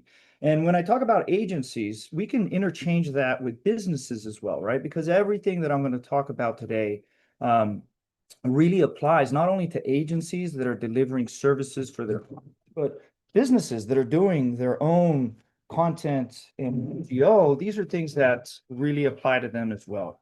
And part of what we're going to be doing today is also a live presentation of what we have going on today in terms of the BSM Copilot version 2. Little background on myself. My name is Daniel Burns, and I'm the operating officer at Boulder SEO Marketing. So Chris is the visionary, like he mentioned. He'll get up in the middle of the night with these big ideas and spend a lot of time mostly prompting nowadays, because, you know, as you guys will see, prompting is a big key factor on how well, you know, the usage of AI will work, and kind of bigger picture ideas. And my job is the integrator.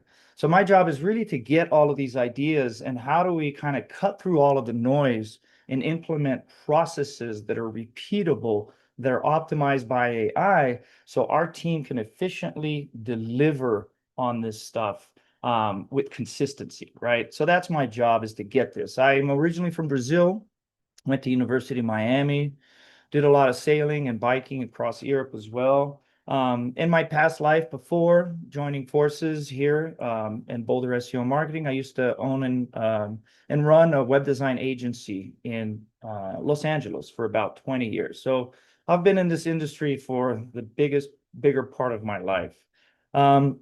So a couple things, what to expect from today's presentation. There's going to be essentially 3 parts to it. The first part, I'm going to go through some slides and kind of walk through the bigger picture of what we are dealing with as an industry, as an agency. The second part, I'm actually going to share my screen and walk you guys through a little bit of the our Copilot, BSM Copilot, our methodology, show you a little bit of how we're using it.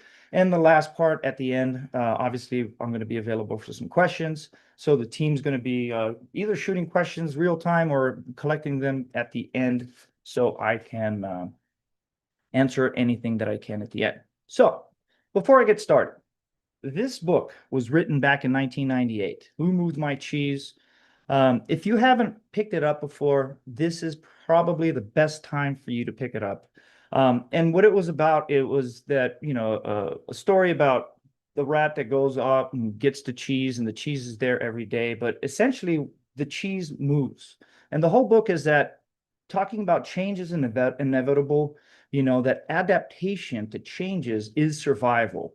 And if you stay stuck, you're going to get left behind. And Brett nailed it when he said that a lot of people have fear of AI because fear prevents you from moving. And if you have fear and you don't move, you're going to get left behind. Now, when this book came out, you know, this was 2000, changes happened very slowly. Back then, when we ran the agency, we would create a process, and the goal was to stick with that process for as long as possible, right? Because that kept consistency. And you could rely on these long-term, you know, processes. But now the cheese is moving daily, right? SEO, AI, Google is shifting consistently. And only the agencies that adapt extremely quickly are thriving. A couple of examples for that, right? So Chris mentioned that, you know, we're getting a lot of clients that are coming from bigger agencies and bigger companies. The reason for that is because these bigger companies don't have the ability to be fast and be nimble, right? Because things are changing so fast, we as agency leaders and business leaders need to be able to change also faster than we've ever done before, right? Fast to a very uncomfortable level. An example of that is one of the things that I'm going to show you guys today is BSM Copilot version 2. We have this new version of Copilot, and we cannot afford to do a rollout of implementing this to our clients over a 2, 3, 4-week period, which is usually what we used to do. So what we're doing is we're taking away 2 days, all hands on deck. All of our team members are going to go in and change everything that we do to adapt to use Copilot V2. So by 3rd day, after this 2-day kind of internal workshop, our clients are all going to be then using Copilot version 2. Why is that so important? Well, because we need to start using version 2 because version 3 is right around the corner, right? And I'm going to talk about that in a little bit more detail. So because things are changing so fast, one of the things that was brought up to us by Chris a long time ago was we need to have an AI task force, right? How we implement AI and how we're going to use AI can't be on the back burner. It can't be, you know, kind of second thought. It needs to be at the forefront of everything that we do. And not only that, but you need to have a person or a team who is fully dedicated, full-time on how are we using AI, how are we going to be using AI, how are we going to be changing our processes. So if you as an agency or you as a customer, you do not have an AI task force today, it is extremely important to do that shift. And I know, Brett also talked about that. It's the importance to kind of move away from the more traditional approaches and really dabbling in AI and really having somebody or somebody from outside who's going to help you understand how to make the best usage of AI. That is an extremely important person to have on board. Now, looking at the AI adoption spectrum, and this is talking about agencies that are adopting AI, but also businesses.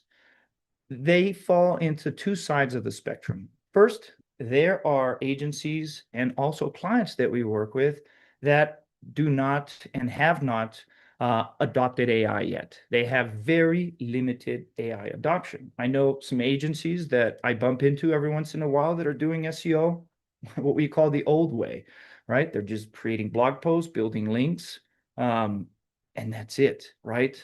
On the other side of the spectrum, there are some of these agencies that are doing this fully automated AI adoption, where you can put in your URL, you can put in a couple keywords, and for a membership, the system is going to put out all of your social media posts, and it's going to put out blog posts, and it's going to do all of this stuff automatic. Both of these are things that we have seen that do not work, right? One of them on the left, you're falling behind, but the fully automated AI adoption one is really creating a lot of junk content that Google really hates and really penalizes, right? So it's really working against you.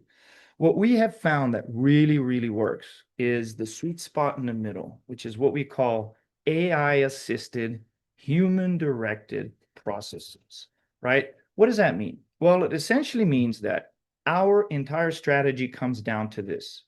It's AI-assisted, it's human-directed, and it's system-driven, right? AI accelerates the work that elevates it. It makes it deeper, it makes it smarter, and it makes it more intelligent. That's what's possible through just manual effort alone.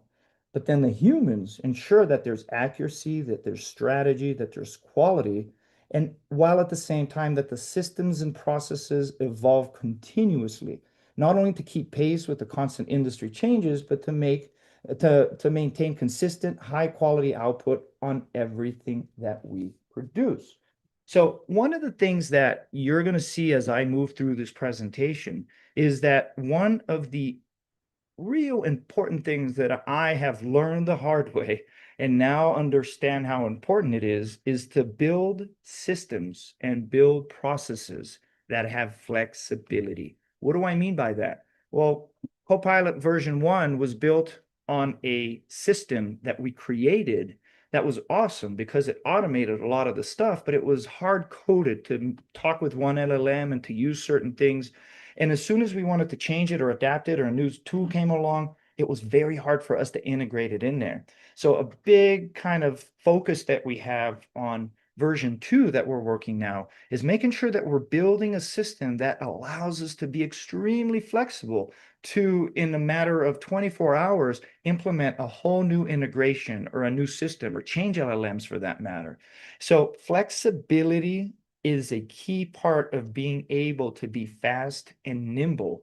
So when you create these processes, and I'll show you an example of how we're doing it, it's extremely important to be very flexible. Now, when we talk about the human directed, who are these humans? Well, here we go. We call them our AI operators. Here's the picture of Greg. He's one of our senior project managers here in Boulder SEO Marketing. And essentially, our AI operators are our project managers and strategists. They are the key, the human key to make sure that Copilot version 2 truly works, right? Their strengths come in two different places. First, they need to be true SEO experts, right? They need to truly understand the strategy, have deep SEO knowledge, and have the ability to fully immerse themselves in each of the client's businesses to understand what we're trying to accomplish. But number two, what makes these AI operators very powerful is that they have to have a complete understanding of how to operate and optimize the AI systems that they're working with. right? They take time to understand the goals, the voice, the industry, what success actually looks for our clients. And then they combine that with a strategy, AI mastery, and a client understanding that allows them to guide the AI with the right inputs to produce high quality results that is perfectly aligned with the client. A funny story, right? So we're having a all hands on deck meeting the other day with our whole team. And this is stuff that we very openly talk about, right? And we have some developers on the team who now we haven't found really good tools to automate, once a page, a content is created, to go to the website and actually create the page and format it and put the images and so forth. That stuff still done manually, right? We've tried a couple tools, but they don't work as well. So it's really important that we do that correctly. So we have programmers that do that. But then I had a meeting with the programmers and I told them, I just want you guys to know that it's just a matter of time before we're going to have some tool, some AI automation that is going to do this, that it's going to do your job for you. So it's very important for you. And we want you to keep you around, right? But what we need you to do is we need you to not just wear the hat of a developer, but wear the hat of an AI operator. Start understanding today what these tools are and what these tools are going to be able to do to make you a more efficient and more efficient professional, because that is what's going to guarantee that you have a job when something like this comes around, right? These AI operators, at least for the foreseeable future, are people that are fundamental for making sure that they're overseeing and managing these AI operations, making sure they get them done correctly. Now, next thing, the previous two speakers spoke a lot about EEAT, right? EEAT, again, which stands for expertise, authoritativeness, trustworthiness, extremely, extremely important, right? Before we jump into the methodology, we need to understand that a company, a person needs to have extremely good EEAT. So all of the efforts that we're talking about work today. And I can go in and talk about all of the different efforts that we do for EEAT and, the importance of it, but that would be a whole different webinar. So again, these are things that we have spoken on other presentations that's important to go back and understand. Now, the other thing that's important to get out of the way before we start jumping into our processes is that there's two different things. There's methodology, and then there's the automation, right? Agencies that succeed in AI are the ones that will pair a really good methodology, a strategic foundation that defines what to create, why it matters, and how it supports the client business goals, right? AI can accelerate the work, AI can improve the work, but AI without a good strategy framework produces nothing meaningful, right? So for us here at Boulder SEO Marketing, our methodology is called micro SEO strategies. And then the BSM Copilot is the system, essentially our automation plus the humans that applies it intelligently and efficiently. So if you're just telling AI to create content, but there's no real framework of what and why you're creating this content, it's not really going to work, right? So we're going to talk a lot about our methodology, which is micro SEO strategy. So what is micro SEO strategy? Well, this is, again, the thing that Chris woke up in the middle of the night, right? And essentially, it's a highly focused page level optimization approach. We're analyzing the top results and creating the most helpful and comprehensive piece of content for that exact topic. So instead of optimizing an entire website at once, we build traction by winning one carefully selected page or piece of content at a time, and then we stack these wins over time to generate long-term SEO growth. At the end of the day, what we're trying to do is for every page that we're creating, we're trying to get that page to be the ultimate resource created by the most expert and trustworthy people in the industry. And that's essentially what our framework does, right? Then the BSM Copilot allows us to do that faster and more efficiently. So before I jump into showing you a little bit of the different versions, I want to give you a bigger picture evolution of how our AI systems have progressed. Before we started using AI, everything was fully human generated. It worked, but it was slow, manual, and constrained, very much constrained by human bandwidth. Then came Copilot version 1, our first real wave of AI assistant. It helped us speed up certain steps like researching, outlining, but humans still carried most of the process from start to finish. And remember, at this time, access to AI tools and assist, and when I talk about this time, I'm talking about 6 months ago, right? LLMs was far more limited than it is today. We were working with earlier generation models. So while version 1 helped us a lot, it didn't have nearly the depth and intelligence and the flexibility that our systems have today. And now we're working with Copilot version 2. It's a dramatically more advanced methodology and systems built on far more powerful AI models and tools that we had access on version 1. Copilot version 2, which is what I'm going to show you today, doesn't just speed up the workflow, it elevates the workflow. It gives us much deeper insights. It builds smarter structures and produces much more intelligent and comprehensive outputs. So let's go into a little bit more detail. So the pre-AI, right, to create content, we used to have a project manager that was really mostly just doing communication with the client. We had a strategist that was doing a lot of the heavy lifting work, in terms of keyword research and creating a summary doc of what this page needs to be all about, and brand guide and so forth. And then this would be given to a writer who would write this piece of content. And once approved, this piece of content would be given to a social media manager. And that's the way that we used to do content. And in full transparency, what we're looking at here would probably take us a month and a half to create with a lot of people. And then came, and then the first game-changing thing before we started using AI was the creation of our client agents. Digital Chris. Chris talked about Digital Chris, and I'm going to show you, for example, the Digital Chris in a second, but I'm also going to show you one for another client. Here, what we're doing is, and again, the reason for flexibility is so important is because we're working with Claude, but we're also working with ChatGPT, and we've worked with ChatGPT assistants. Gemini Gems also has a good option. You can create these custom agents in different platforms, but one of them is better now, and then there's an update and another one's better. So I'll show you how we're able to be flexible. But one of the questions on the previous speaker was, how do you train your AI agent? Well, first thing we do is we find out as much information that's available out there for, let's say, Chris, right? So we're going to get all of the podcasts that he's done, all of the webinars, all of the YouTube videos. We're going to get transcripts from those, any blog posts that he's written, and we're going to create files and feed them into there.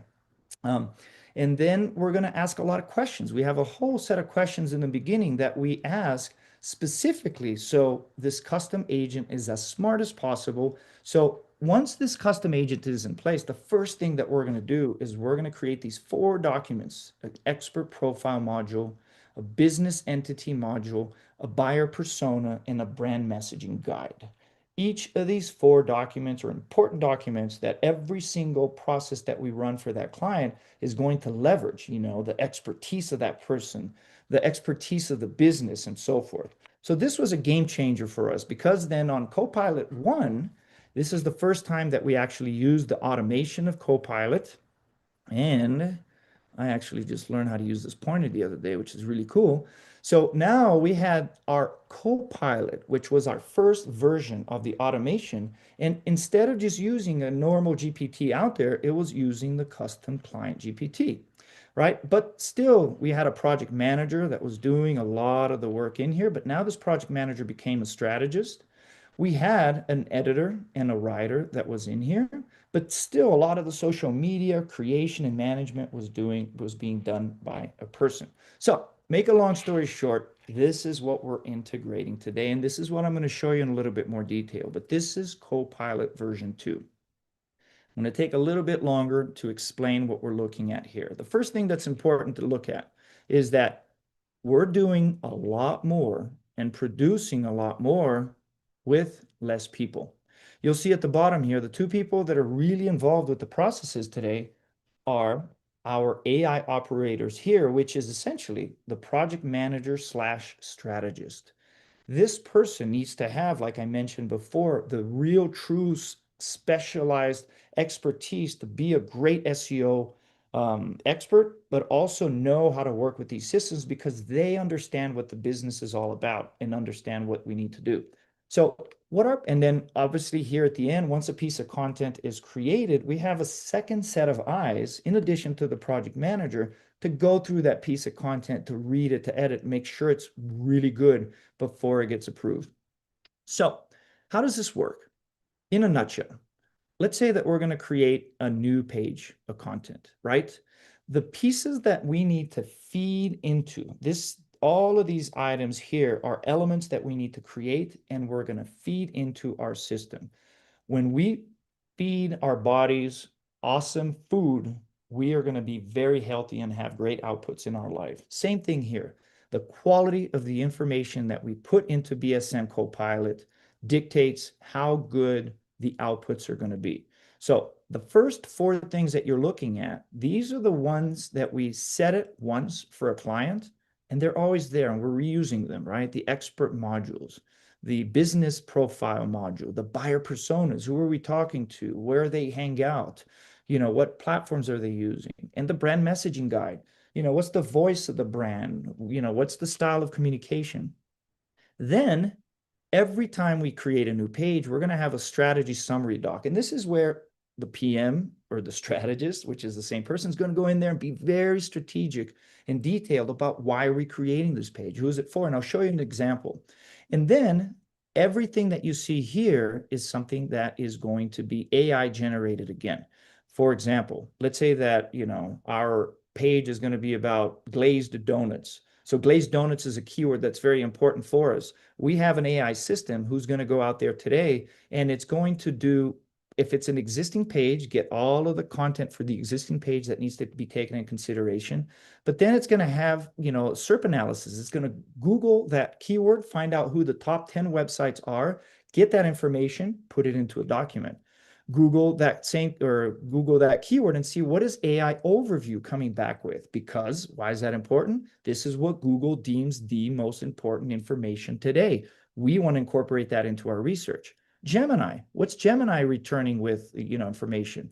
Perplexity, what is Perplexity coming back with responses and information and mentions? Those are all important. We're also adding on here now ChatGPT. Why is this important? Because of twofold. Number one, we want to understand who's being listed and mentioned and ranking at the top positions, because that is who is deemed the experts, thought leaders today. So we want to do a piece that's better than that. But second, we really need to understand what is the AI landscape talking about, because those, at the end of the day, a really important goal for us, right, is to make sure that this piece of content is going to be mentioned in these AI overviews. So now all of this information goes in there, and then it goes into essentially a 12-step prompting sequence. And this is a prompt sequence that Chris created, and it's essentially 13 pages long. And I'll show you, I'll give you a sneak, preview of it. And again, every step of the process starts processing this information through this client agent, right? So it's very smart, very focused on the client. And the AI operator is involved in every step of the way to make sure that it's creating exactly what it needs to create, correcting, adjusting course as needed. And then once this final piece of content is created, our AI system will then take care of the second part, which is really the post-launch promotion, which is creating, a LinkedIn newsletter, a post for the company page, a post for the personal page, a Facebook post, a Twitter, Instagram, creating a press release, which is a really important part, newsletter. All of this is automated. Now what we're doing is also not only automating the creation of this, but also automating the posting of this. So now what is happening with Copilot version 2.0? We are able to do probably, I would say, 100% more than what we were doing before, right? Because AI is allowing us to do a lot more faster. But the second and most important thing, it's allowing us to do this work much deeper and much smarter, because AI is going through the process of integrating things that humans would never be able to do, right?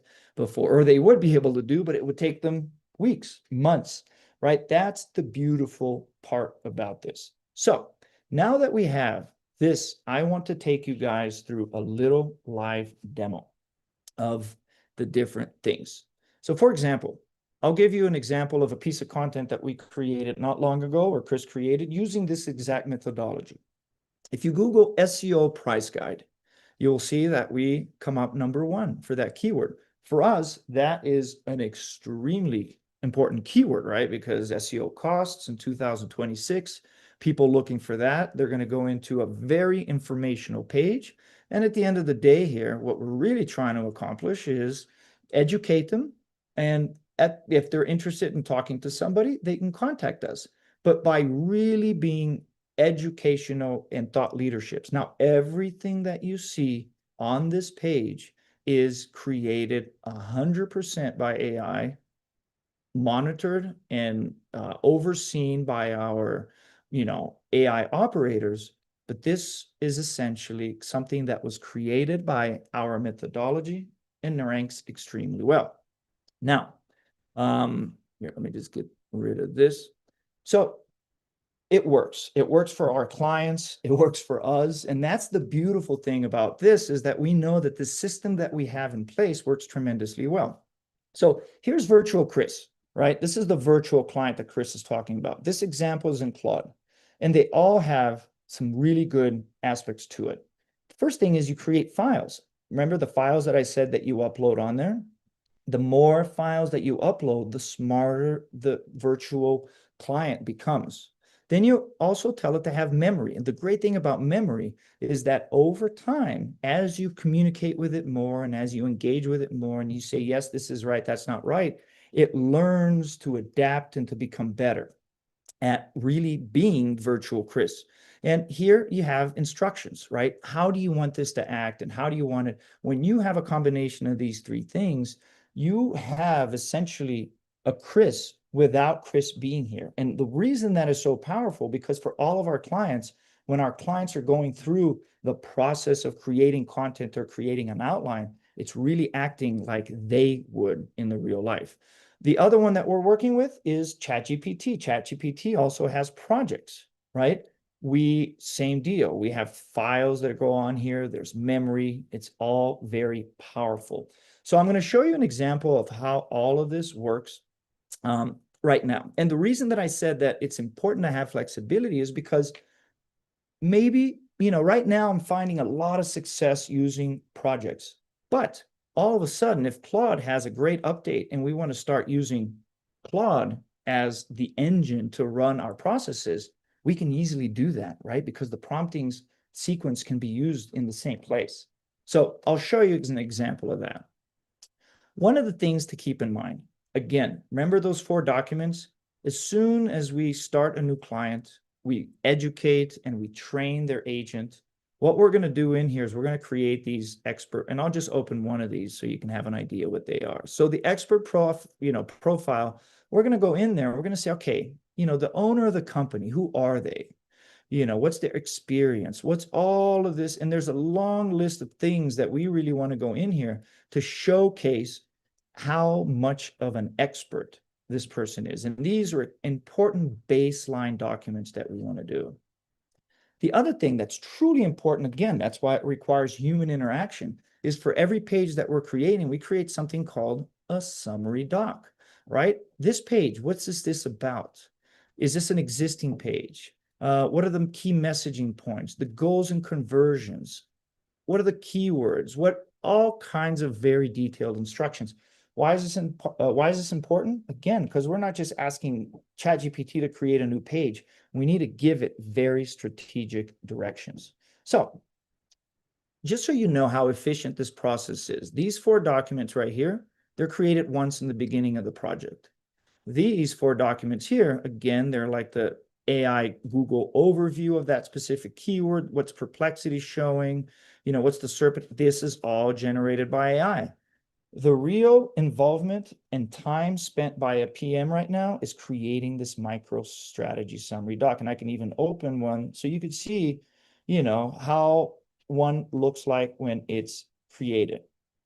So created very little time. to create this, obviously putting some time into that.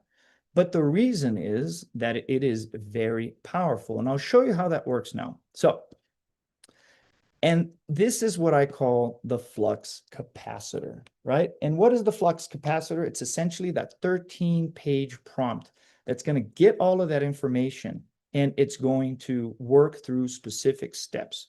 And I'll show you, for example, one of the things, produce the most authoritative EAT optimized content with all of this stuff that we're going to feed into it.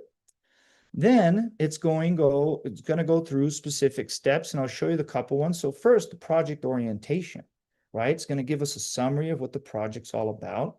And then it's going to say here, which is really important, checkpoint, wait for approval. So on every step, the AI operator is going to see the output, and it's going to say, perfect, this looks good. Let's go to the next step. Or it's going to say, wait a second, no, not this, not that, and adjust accordingly as needed, and then go to the next step. And for example, this one is the research synthesis. So the second step, it's actually getting everything from the SERP analysis and from the AI overview and understanding what do we need to get from these websites and these contents that are ranking today and incorporate them into ours. And again, this is a very long document, and this is what I call the flux capacitor, which is what makes everything work.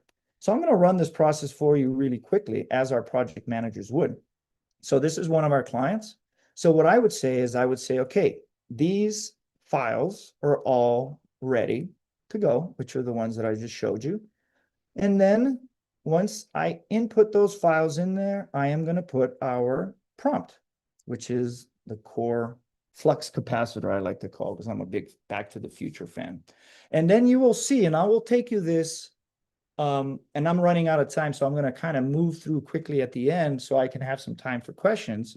But you will see that it's going to think. And while this is thinking real quick, I'm going to show you that really BSM Copilot right here, which is this 12-step prompting sequence that is communicating and using the custom client agent to do this communication, is not just creating something out of nothing. It is leveraging all of these documents here, all of this green research, all of this very specific information about who the client is and why they're an expert. And this white one here, which is very specific details on what is the page that we're creating, what is the purpose of it. And that is why this is so powerful. So look at what happened here. Here's for step one. And it's going to give me a summary of like, hey, this is what the page type is. Here are the keywords that we're going to be focusing on. Point of view, we. One of the speakers said, and we agree 100%, it's extremely important when possible to do as many pieces of content on the I or we, first person, because it is not about another how-to guide. It's about another how we guide. How do we do things, right? Here are the target personas that you can see that it's going through all of the different documents. And then at the end, it'll say checkpoint 1. If this aligns with everything that you want, let's move to step 2. But if not, I can go in here and say, no, this is wrong, that's right, and this is wrong, but perfect. You know what? This looks great. And then I'm going to go and it'll take me to the next step. The next step is consolidating all of the information from the research synthesis. So it's going to say, perfect, from the SERP analysis. This is the stuff that we see out there that we think needs to be part of your new piece of content.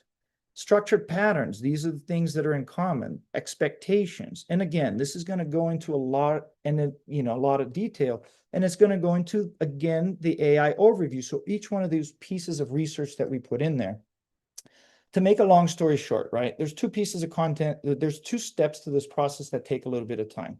Creating that summary doc that goes in here, and then going through these steps, which should take about a half an hour, but it's really important because here's where we're guiding AI to make sure that it's going to produce exactly what we need it to produce. So at the end, it's going to create a really, really good piece of content, right? And then this piece of content, we're going to run it by the client, make sure that we like it, make sure that they like it. And once they approve it, this piece of content then goes into what we've created, which is called a content hub. And a content hub is extremely powerful Because number one, it's a dashboard that we use for our clients to see all of the deliverables. So let's say that we just created this page, which is, the sample location page. And this is going to be a column where the first card on here is going to be called the final content. And why is this the final content? Because that piece of content that we just created, I'm going to put that right. Whoops, sorry. Let me get the URL. And I'm going to put that piece of content right in here. Now, for organization purposes, we have that page, we have the final content, but this is when the magic really starts to be happening. I can click on here and I'll say labels. Let's start the automation of our process. What does that do? Well, this is actually going to start creating all of these specific cards that we need to create for that specific client. So every client is going to have different cards. And what is a card? A card is a asset that we need created. See, the first one just got created. It was a press release. And then you'll see here's an example of all of the ones that are going to get created. We have a LinkedIn post, a Facebook post, an Instagram post, a Twitter post, a Google business profile post. We have a newsletter snippet. We're creating metadata, frequently asked questions, schema. The beautiful thing about this, and just on this note as well, now, for example, let's say that we look at this LinkedIn post. So let's open it. And we're like, this LinkedIn post looks awesome, right? And then we can say, perfect, this is approved. So the minute that we hit that approved, this LinkedIn post will automatically get scheduled and posted on LinkedIn. The thing is, every client is different. So for this client, it might be that they need to manually approve each one of these so that functionality is in there. For some other clients, they're going to say, you know what, the system works so well, you can go ahead and post everything because we trust you and we trust the system to do it, right? Press releases, again, we're going to look at this press release. As soon as this press release is looked at and looks good, we can automatically then post this press release, distribute this press release. This content hub allows us to get an initial piece of content and in a matter of minutes, create all of these assets. And again, these are just sample assets. Let's say that you're a client that has access to, or you need to post in 3 or 4 other social media platforms that we've never heard about. Again, we can custom create these cards for you. Now, why are these cards going to be exceptionally well done? Well, let me show you. Because every client hub is going to have their own set of specific prompts for each one of the cards that we want to create. So for example, this example website that I'm using here is Fox Properties, which is one of our clients. So for the LinkedIn, you are a LinkedIn content writer for Fox Property Management.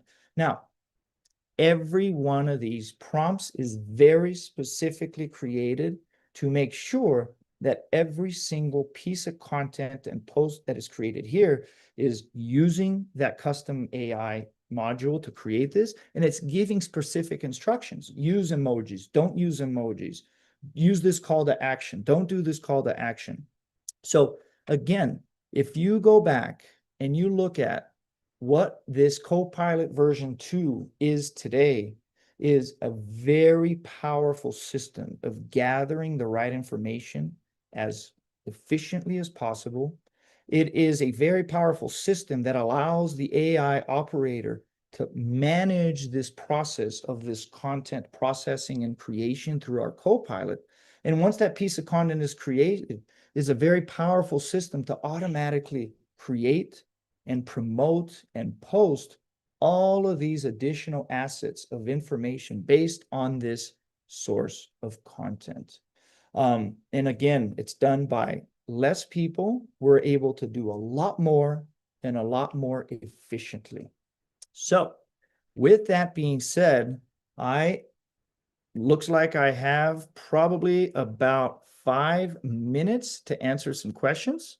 So again, there's a lot about our methodology and the things that we believe in, the EAT and that, but the presentation today was mostly to talk about the engine, right? What allows us to do what we do, and hopefully this brings a little clarity to everyone who's listening today. Awesome. Thank you so much, Daniel. You can unshare your screen, Daniel. Yeah, perfect. Go, we got 2 minutes. I don't want to make Mike late. Let's take one question. The question was like, there's a lot of automation, right? We're actually now leveraging AI to pre-generate content that's being reviewed, edited by a human being, but all the follow-up press releases, LinkedIn posts, et cetera, right? AI automated. The question was, how do we address the EEAT of the person and maybe just keep it short and sweet? But obviously, that's a critical point, right? Anything that I publish will rank immediately because of my EEAT. So, what do we do that's more foundational to get somebody's EEAT up? And I would say keep it to a minute and a half. Yeah, no, less than that. So, the Copilot, I talked about, creating the expert module and leveraging all of the expertise as part of in the prompting sequence talks about when you create this content, inject as much of the expertise of the author into the article. So that's when we're creating new pieces of content. So outside of that, outside of everything that I've shown today in terms of, what we do to promote and so forth, one of the tools that we use a lot is essentially getting what we call one of the services that we do as well, which is expert quotes, right? How do we get not only us on our website to leverage the expertise, but we want this person to start being quoted as an expert in other articles, other websites. So what we're doing is we're kind of looking for other writers who are looking for expertise quotes from other experts and get our client to be able to answer those, because the more social proof and the more expertise that's built around and outside the website also helps, build that EEAT. Press releases, LinkedIn more than ever, such an important tool to build the EEAT. That's why consistent, posting on there is important. Again, in a nutshell. Uh, all right. Very cool. Well, Daniel, thank you so much. I'll be staying on later after Mike's session. If there are other questions for Daniel, I'm sure I can answer them. Or Daniel, if you're around, if you want to join us for the closing. That being said, thank you so much, Daniel. You are dismissed. And I look forward to welcoming Mike Korenugin from SE Ranking as our final presenter. So now we're going to talk about, so now we've done all this stuff with AI, right? We actually put so much time and effort into creating content, trying to rank, etc., etc. So now, how do we actually measure the efforts of what we're doing? So, Mike, you're the director of product at SE Ranking, my favorite SEO tool. For full disclosure, I'm a brand ambassador for SE Ranking. I don't get paid for mentioning SE Ranking. You guys give my students free access to your tool. I teach at university, so I'm very thankful for that. And we also use SE Ranking here at BSM. Mike, without further ado, I'm sure that interested you, what we just showed, right? Yeah, I mean this engine, the whole process of creating content and how you guys leverage AI for that. I think you are on the very bleeding edge of the industry right now with this. Yeah. This is really cool. Yeah, I'm super excited. We're actually rolling out BSM Copilot version 2.0 to all clients. It was a lot of work, as you know and probably appreciate Yeah, the hard time and work that we put in, or hard work and time. So, with that being said, I'm gonna go back into the backstage, introduce yourself, and then show us how do we track all the stuff that we've been talking about here. All right, back. sure thing. Mike, over to you. All right, thank you. Hope everybody can see my screen now. So I'm Mike. I'm a director of product here at SE Ranking, and I kind of spearhead all of our product and design efforts. Together with my team, we co-create the SE Ranking, and we create the platform for both SEOs and digital marketeers nowadays to help them leverage both traditional SEO, but also AI search and understand how to measure the success and how to do the technical work and make it transparent and visible. So before we dive into all of these practical matters, I just like to say that we at SEO Ranking really believe that right now the internet is experiencing fragmentation like never before. 10 years ago, you would only care about Google. This was a heavily monopolized market. Nowadays, we all have to optimize for a bunch of different systems, and users are searching across different engines all the time. And some people still think that, hey, but my organic traffic hasn't been impacted much. And it's true.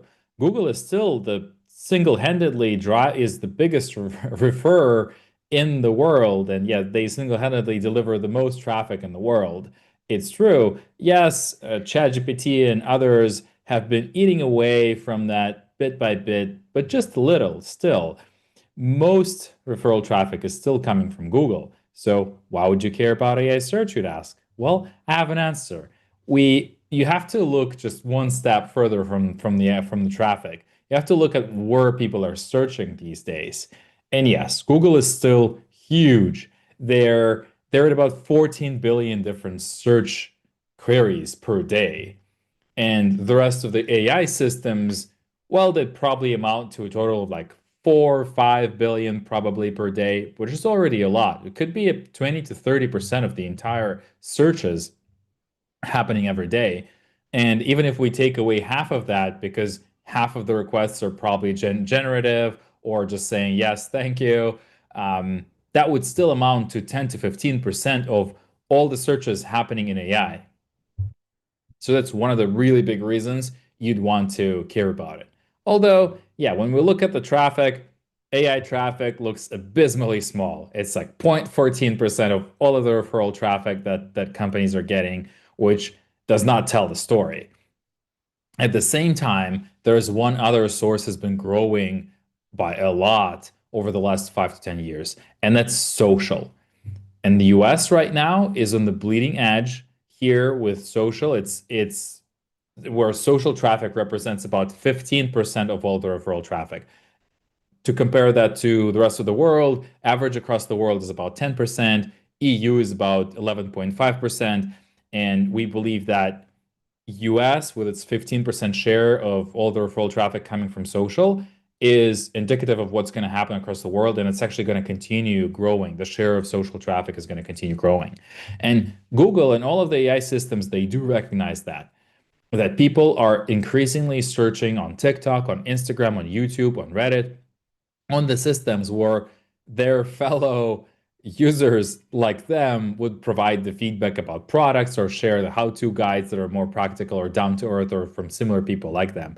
And because of that, you would see social being featured by Google a lot and by AI chats too.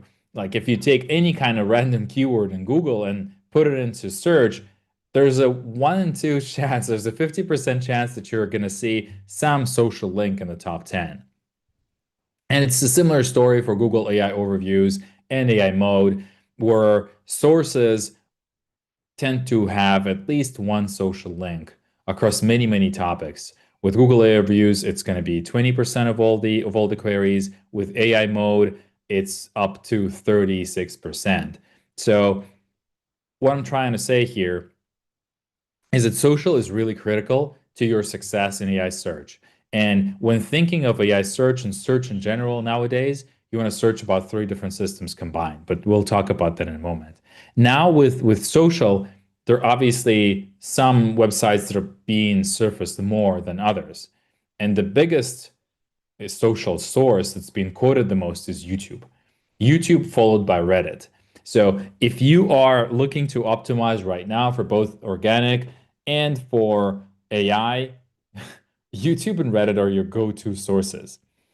So this was just a preamble for why you want to focus on AI search and how you want to work with this. Essentially, we believe that you, as someone who optimizes for their presence online, you can no longer limit yourself to just Google or Bing or Yahoo. Now you have to meet users where they are, and they use multitude of channels at the same time. They still use Google, but at the same time, they also use social and they use LLMs. And sometimes they would go as far as use AI agents. Like I myself constantly shop with deep research. I just tell ChatGPT, hey, this is the pair of shoe, this is the type of shoe that I'm looking for, and this is the size that I want available. This is the kind of fit that I'm looking for, and it's actually surprisingly good at that. And they've launched a bunch of features that support this kind of behavior. So what I'm leading to is that when optimizing for your brand's presence online nowadays, and for your rather for people's ability to find your products and to buy them, you want to optimize for multitude of channels, for classic Google search, for AI search, and for social. And these three are highly intertwined, and we're going to talk about that in a moment.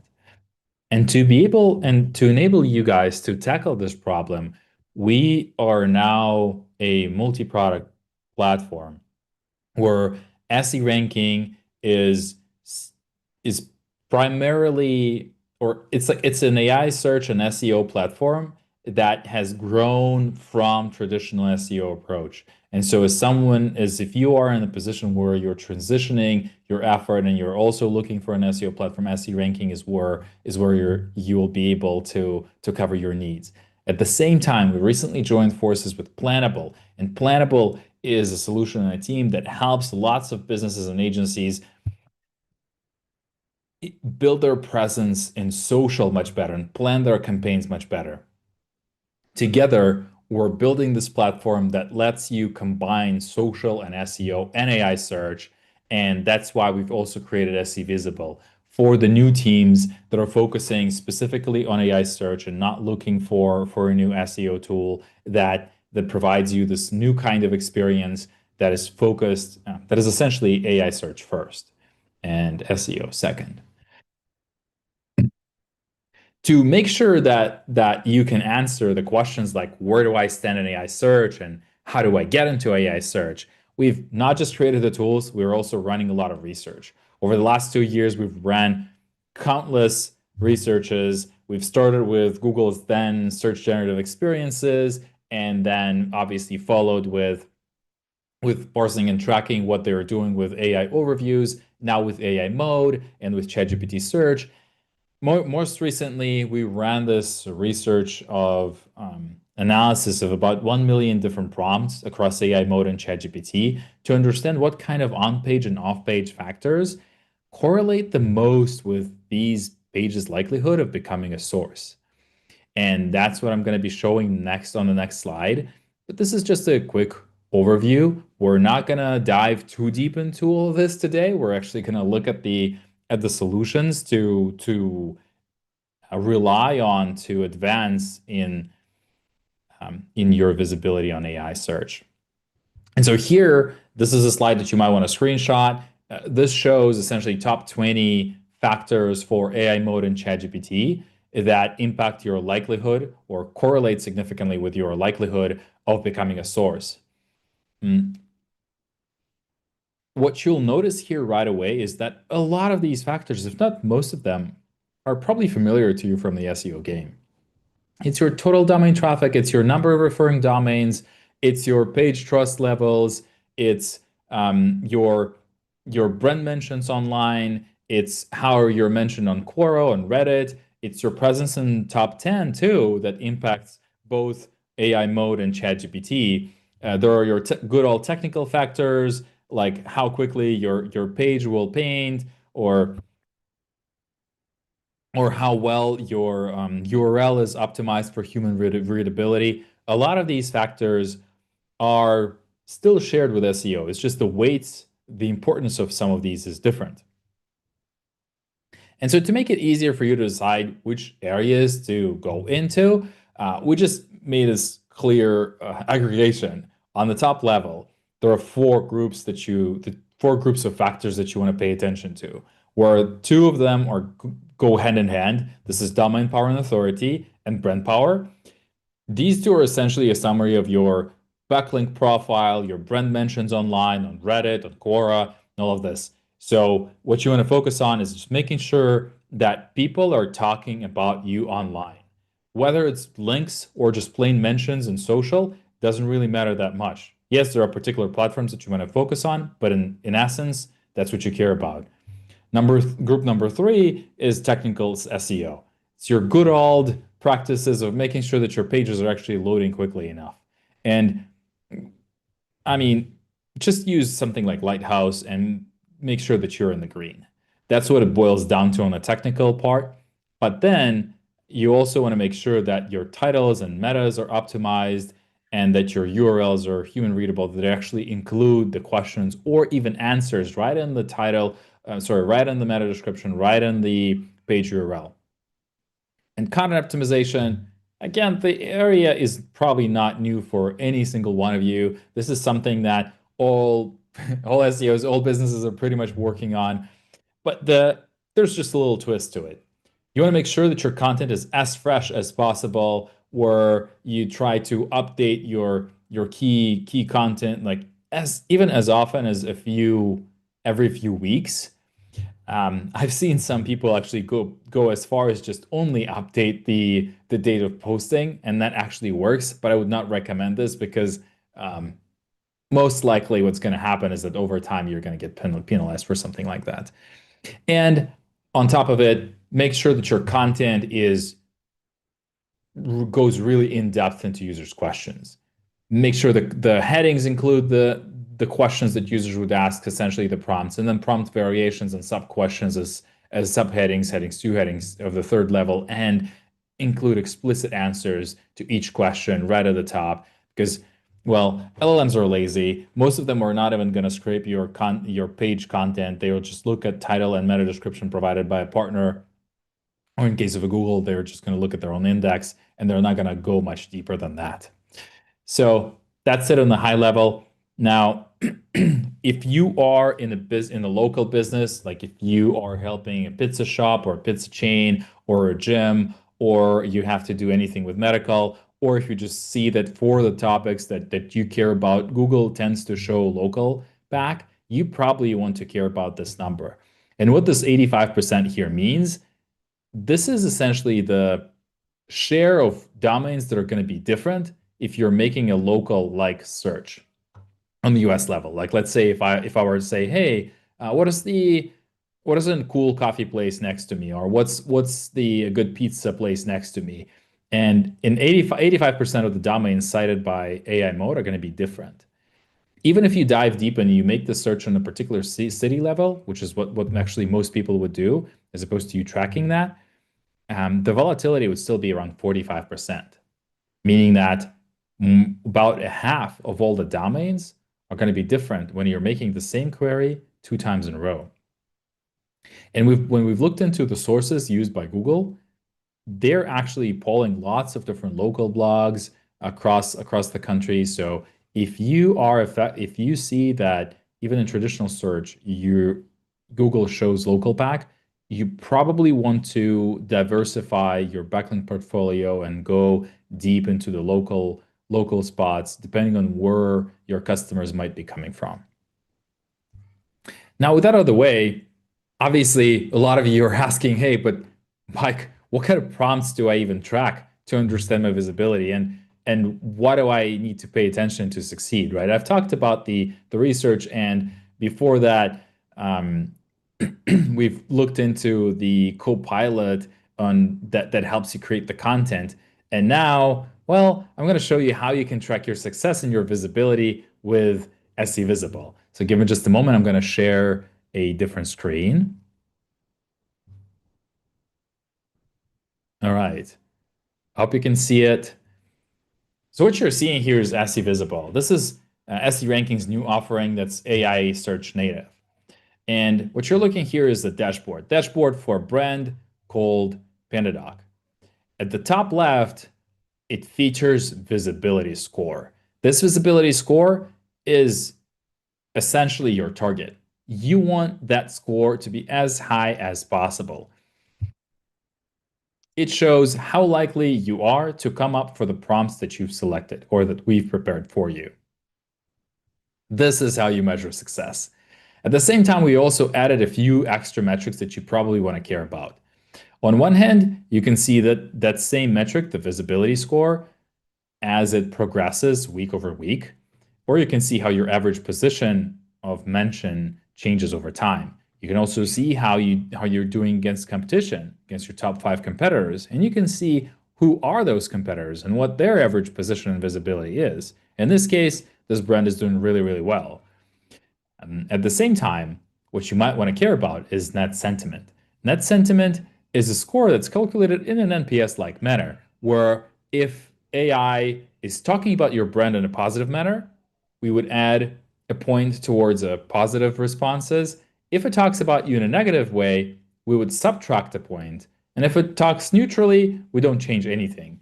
And so in this case, the brand is being talked about really positively, which means that there's not much I have to do about this. But then if I had any negative spikes, that's what I want to be aware of. And the moment that happens, we would typically do this if there's some kind of negative PR things. People are talking about you on social in a negative way. So if that happens, you'll be able to understand why this is happening and what kind of things AI is telling about you that are negative. The next tool in the toolbox in SEO Visible that you want to care about is sources. Sources is a really powerful tool. What it lets you do is it lets you understand which URLs and which domains are being cited the most by all of the search engines where you're tracking. So in this case, PandaDoc is being cited very frequently, but also lots of its competitors and non-competitors like Zapier. Zapier is a big brand in this name. So, in this space. What this means is that there's a good opportunity for co-marketing, and that's the kind of decision making that we expect you to be able to do. Now, obviously, here we only show you top 10 sources. You can go and look into all of the sources in a dedicated tab and go through all of the pages, look at URLs and look at URL categories and see, hey, how many times did AI use video in this case? Like, okay, and here are the particular videos. And what we expect you to be able to do with this is go ahead, click those links, understand what was the video type. And that's actually something that we're working on to make it easier for you. So what kind of types of videos are being mentioned? What are the prompts that were YouTube is being sourced or any kind of other videos? So you can create your own videos, or you can work with influencers for them to mention you too. So that's the sources part. Next, once you've done that, obviously you want to see some improvements. Sometimes when you're tracking a lot of prompts, it can be quite hard to understand whether things are really changing or not. For that, we have this neat filter for topics. Each prompt that you're tracking is actually a part of a particular topic. And before we dive into that, let me actually show how the prompts are gathered for SEO Visible. And when I want to track a new brand, I just go ahead and hit this Create New Brand button. And in here, I'll be able to type in the brand name, enter the website, pick the location. In this case, that'll be United States again, and language. We're actually going to support more languages. Even in the US, you might want to occasionally include Spanish, depending on the type of product that you're offering. Like if it's medical, if it's like anything that's commonplace, you might want to use different languages. In a lot of countries in Europe, people would go and track multiple languages at the same time, and that's kind of the problem that we're looking to help you with. Or if your business is multi-region, that's where multiple languages are coming in handy too. Next, once you've set this up, we will let you pick the topics that we think you should care about. We've pre-generated some, but you can also enter your custom topics. In this case, I really care about document automation, and well, sales proposal software also makes a lot of sense for me. Workflow automation, yeah, all of this makes sense. Contract lifecycle management is also something that I'm going to keep. The next thing is when I hit next, we are going to generate the prompts, and we're going to then check your brand's presence and your competitor's presence for this brand. So let me open again the project that has already been set up. We're going to look into this and how the prompts, what kind of prompts we are seeing here. For each brand, depending on its size, we're gonna pick about 100 to 200 prompts by default. Sometimes it could be as much as 400. More often than not, people don't need more, and a brand doesn't need more because this number of prompts would cover most of the services, most of the products that you're offering. For each prompt that we have selected for you, if you feel like this is not the right one, you can still go ahead and delete it right here, which I'm not going to do at the moment because I still want to keep them. And then for each prompt, you see top level metrics, like how visible you are for this particular prompt right now. What is the average position? What is the sentiment that you're getting there? And what are the competitors mentioned? But also you can dive deeper into any given one. So I can click on it and I see that same dashboard, but double clicking into this prompt. Here, obviously, I see all the same info, but also something extra where I can validate or double check what kind of responses, in this case, ChatGPT and other systems, have been given me for this prompt. And I can see if I was mentioned, what time this check has been completed, and what were the sources used. And depending on the prompt, there's a lot of variety in the brands mentioned, and in sources used. I think I've actually picked around, yeah, bad example, but even here you can see that sometime more recently, this prompt has been returning lots of competitors, and in the past, it would not return anything.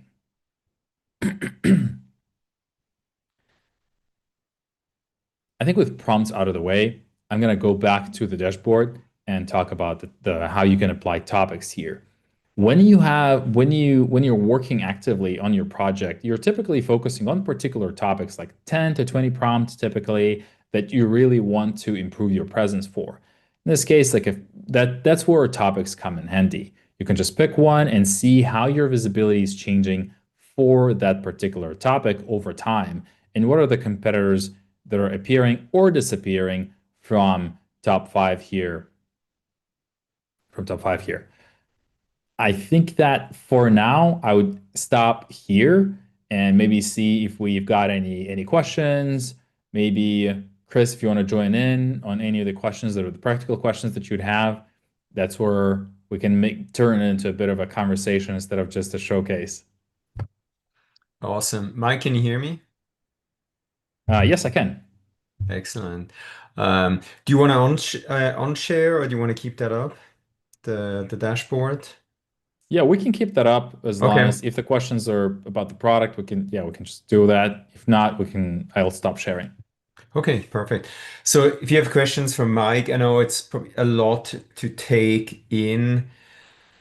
I am overwhelmed as is, right, with everything that's going Yeah. on. I can only imagine you as the director of product at SE Ranking, what your life must look like. So not too long ago, I'm sure you're familiar with that, Lorelite, a geo tracking tool, they actually shut down, right?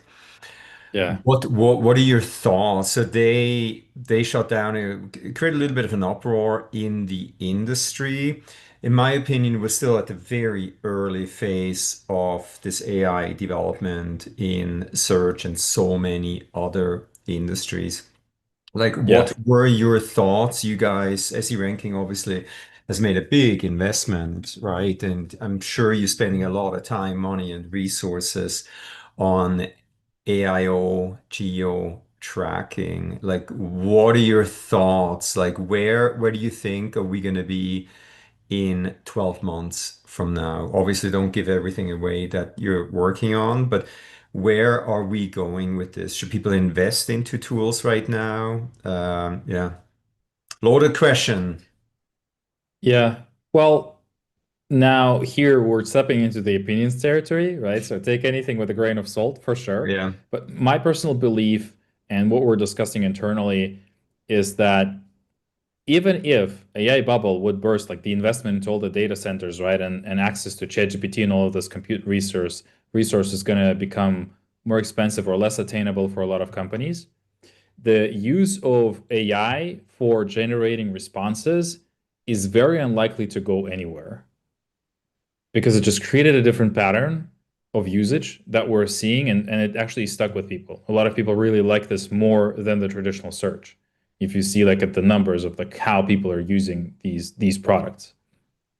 So we believe that in 12 months, the usage of AI chat systems for search and for any kind of questions is only going to grow across the world and across more segments, across more diverse audiences. At the same time, we don't think that this market is going to monopolize as quickly. It's not in a year, most likely not in 2 or 3.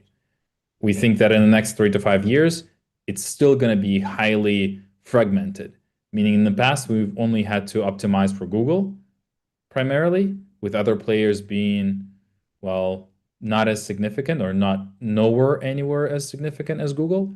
Here, we're going to see 3 to 5 players that are all equally important in its own right. Like look at Claude, for example. Claude, what are their number of users like monthly? Maybe 50 million or something like that, 30, 50. It seems nothing compared to ChatGPT, who's boasting like a billion or something like that. But at the same time, the audience that Claude has is just very specific. Most of them are engineers or in tech. And so if you are offering a product for this audience, you still want to optimize for it. If you're working with enterprise, you don't care about ChatGPT still, you care about Copilot because that's embedded into most of the enterprise products. And that's kind of the thing. We believe that most likely we will still live in this era where there's not going to be one dominant player, and we as businesses and we as SE Ranking as a software provider and someone who's looking to build a solution for a lot of the businesses and agencies, we will have to build a solution for all of these at the same time. That obviously brings a lot of complexity. Yeah, absolutely. And then, hey, Daniel, if you want to join the webinar, I have questions for you as well. Mike, what I'm sure you read, I think Adobe is Oh buying yeah. SEMrush. What in the world? Adobe. Like, tell us more. Like, what's going on there? Should people, I I saw a lot of comments. People are not happy about this. They're looking for new tools. Yeah. Why would they want to move over to a tool like SE ranking? Yeah, what's your opinion? Yeah.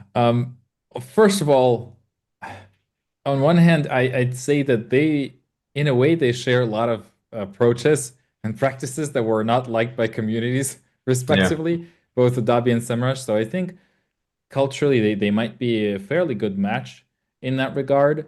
And that's one of the reasons, right? When you're merging with another, when you're buying another company, you want a culture that can merge into your organization, right, and assimilate. So on one hand, on the other hand, from the product perspective, Adobe, they have their enterprise marketing suite, and they have solutions that are enterprise grade for creatives, right? For image generation and all of that.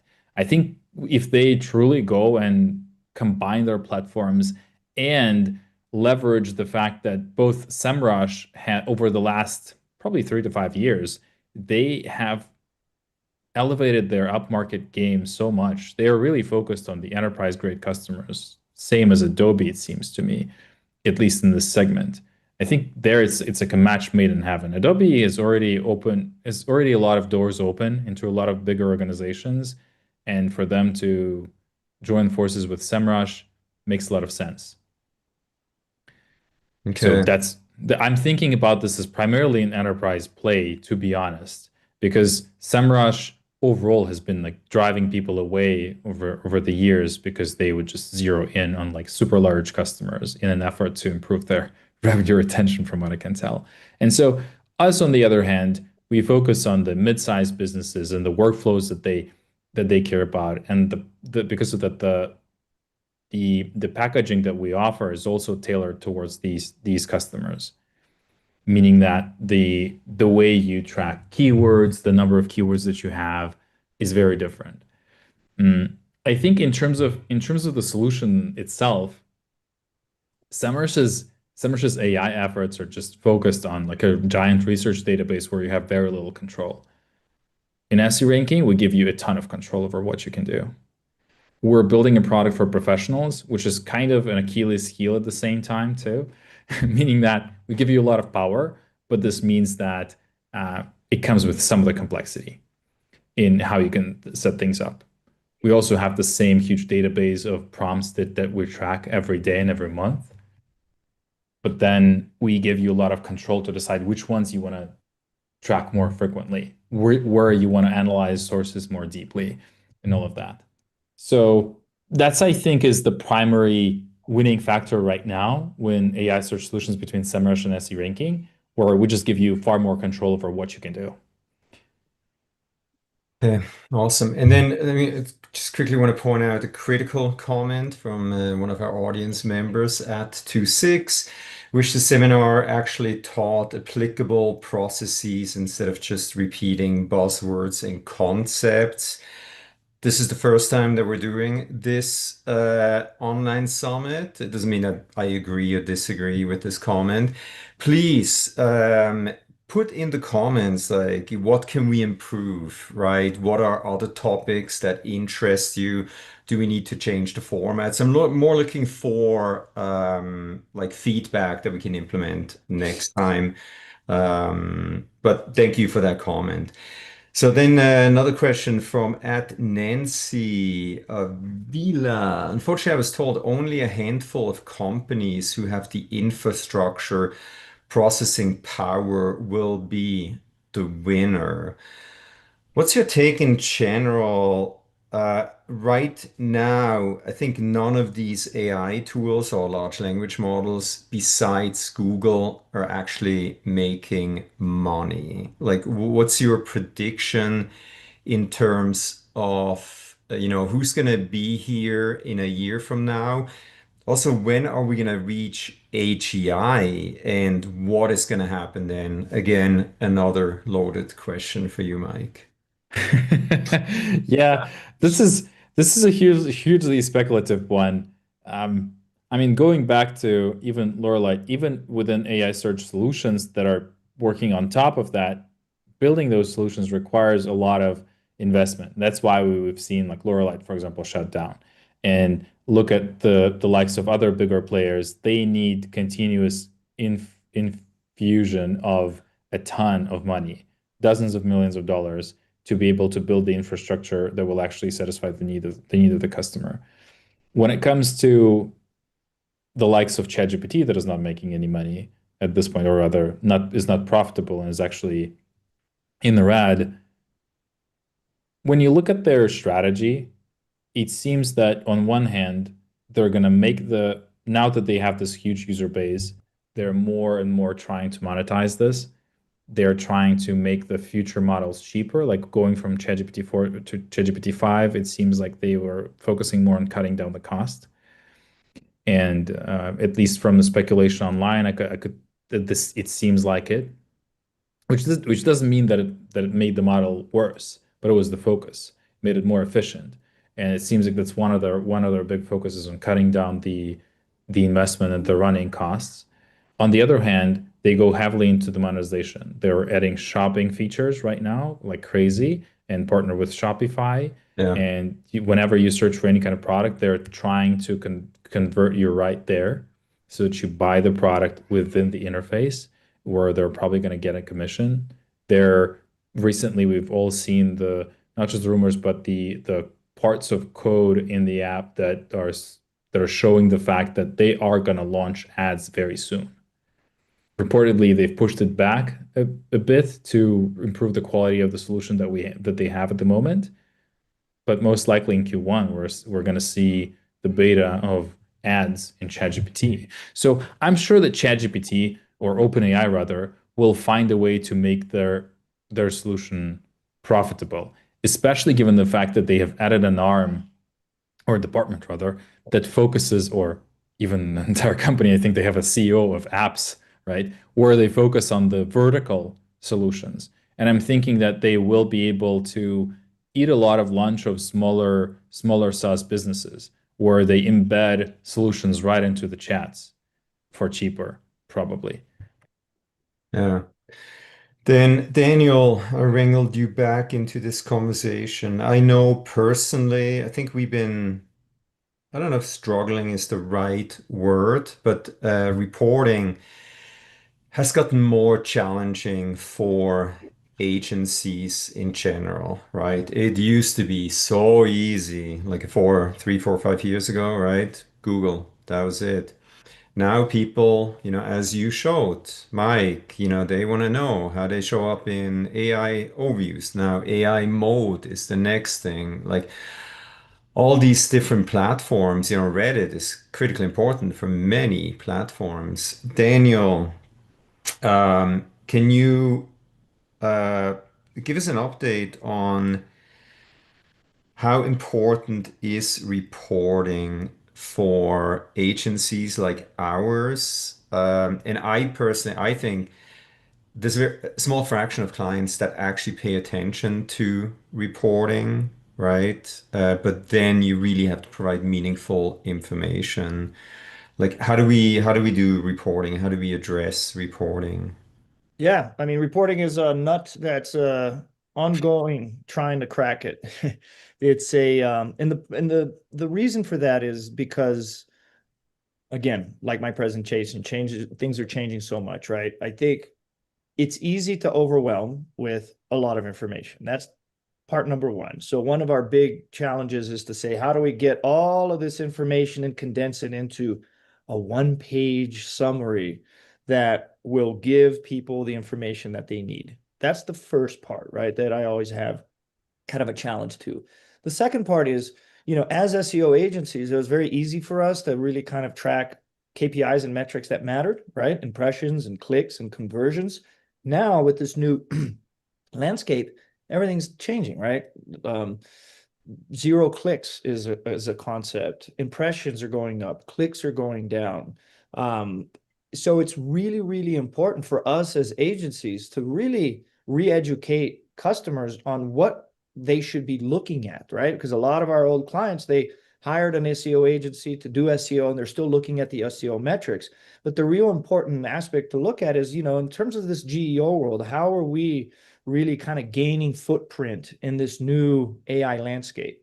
That is a very important thing that we're starting now to include in there. But a big part of that is educating clients to understand that. And at the same time, not necessarily being able to put your finger on this very specific ROI, right? Because a lot of these reports in the past were like, hey, you're spending this much, this is what you're getting, and that converts into X amount. There's money being made. Now we're in that gray area that it's definitely a great investment, but in a lot of times it's very hard for us to really put the specific numbers on a piece of paper to showcase that, ROI. So that's, and then again, like SE ranking and like other tools, they're just popping up and changing and how they're tracking and mentions and clicks. And so that's one of the big things that's always changing. And we're having to always understand what's the best places to get this information and the best way to package it. So we all understand, especially the clients, all of the benefits that they're getting from the work that we're putting into it, which unfortunately it's not as easy as the traditional reporting that we're all accustomed to. Oh yeah. That's actually, can I add a bit to this? Yeah, Because please. that's definitely a problem that we hear from every single customer and everybody who's working with AI, even our own tools. Sorry, even our own teams. The way we work with this is like we know this is important, so that's why we're doing this. That's why at the moment what we're working on is what we believe should be the metric that shows the impact and that we'll be able to provide in the nearest future is essentially impressions that your brand is getting with the prompts. Um, that's what we believe in. I'd be happy to hear from anyone in the comments what you think, what kind of metric you think would make sense to show to your boss or for you as a boss would make most sense. So far, what we've arrived to is like, hey, essentially to know the number of times people search a particular prompt version, like the kind of prompt group, which because every single one of them is very, very unique. So the way we think about this, there's like a topic. So there's number of searches within a particular topic, and understanding how many impressions you're most likely getting is probably the metric that kind of explains in the best way the outcomes and the ROI that you're getting from the investment into AI search. Would like to pick your brain, Chris and Daniel, on this. What you're thinking? What's your just put our magician hat on. Like, tell me, hey, what would be your dream metric for this? So for me, so I'm talking as a business owner now, what I care about, leads and sales, right? And like all that other stuff, I think that's for other people to worry about. As a business owner, that's what I care about. So I think it depends on where you're at, in your company, at what level. So I think it depends, right? And it's probably a conversation that we can have offline, dig a little bit deeper, or maybe do a podcast Yeah. about like reporting. I've attended so many podcasts, webinars, and everybody has different opinions. But I think, maybe in the next panel or now, if we still have a lot of people with us, what's important to you, right? Yeah. We have different kinds of people in the event, obviously. But Let me answer that Mhm. question too, Chris. And Mike, maybe you can take my suggestion and make it happen for us, because then it'd be awesome. But, like a perfect metric for me would be one level down from what Chris is saying. Obviously, conversions are important, right? We want to make sure that those are going up. But if I could show to our clients that their brand is being mentioned more and more over time, when people are interacting with AI, when people are not just because the Google part of things is easy, right? It's like this new landscape. If we can show, hey, your brand was mentioned 30% more times this month than last month, and show that growth, that would be option amazing thing number one, right? Number two would be, of those, what happens? What's the attrition? What happens afterwards, right? Is this something that now just Mhm. becomes brand awareness? I'm like, oh, cool, these guys are good. What do I do from there? Or is there action that's taking afterwards that will lead into a visit to the website or a call to the company, right? That's something that it's a pie in the sky for me right now. But putting those pieces together, I think would be an amazing piece of reporting that would bring a lot of clarity to, the results that we're all looking at. Yeah, so I noticed in the comments, it's like, hey, something that I can tie to, revenue. Ultimately, at our level, like business owner level, that's what you care about. If you're an SEO manager, then you have to deal with impressions, like all visibility, et cetera, et cetera. But man, Mike, I don't think you're going to be bored anytime soon. So with that being said, we are sadly already at the end of this 3 hour long online summit. Clearly, we haven't done everything right, but we gotten some very positive comments. This was the first time that we did this. The next online summit we're shooting for April 1st. No joke. I'm already talking with very interesting people. We're going to talk about the A2A protocol. Mike, I'm sure you're already thinking about that. Google's agent-to-agent protocol that's open Yeah. sourced. If you don't know what that is, look it up and join us again on April 1st. I don't know, Harold and John, if you guys want to quickly join us here so that we know who helped organize this event. But that being said, hey, Mike, I know this was your second event. You look a little Yeah. bit frozen there. Yeah. But thank you so much for joining us. Harold, thank you for helping organize this event. I think there we go. John. It was a blast, it was the first time. I think we did a decent job, hopefully sharing relevant information. Everybody's frozen there. I hope you can still hear me. Thank you so much. Daniel, any last words of wisdom, if you can hear me? No, yeah. And then I think that, a big part of my presentation was hopefully actionable things that people can do. So, I hope that they took away from that. But Chris, with the comment that you made, I think maybe next time we can even be a little bit more hands-on, right? To Yeah. let people know what we do, how we do. Because at the end of the day, we're educators first, right? So that's what we're here for. Yeah. I'd be happy to hear from, oh, looks like All right. Chris's internet just failed. Yeah, but I think that's it. So I think Chris left us. This was the end of the summit. So I'd like to thank everyone. Harold, John, thanks again for helping us make things smooth as possible. Mike, we'll see you next time. And Yeah, if you weren't able to attend this live, you will be getting a recording of this. So that's it. This is a wrap up. awesome. Thank you, Daniel. Thank you, And all guys. Thanks, right, Mike. Chris is back. I'm Thank you, back. everybody. Yeah. Oh my God, I'm glad this happened at the very end. Cool. Oh, yeah, I just wrapped it up. Excellent. Thank you so much. See you guys next time. Mike, have a good night. Harold, See you. John, Have a thank you good so one. much Was for happy helping to Thanks so us. much, participate in this. everyone. Thank you so much. Bye. Happy Bye. holidays. Bye, everybody. Thank you. Bye.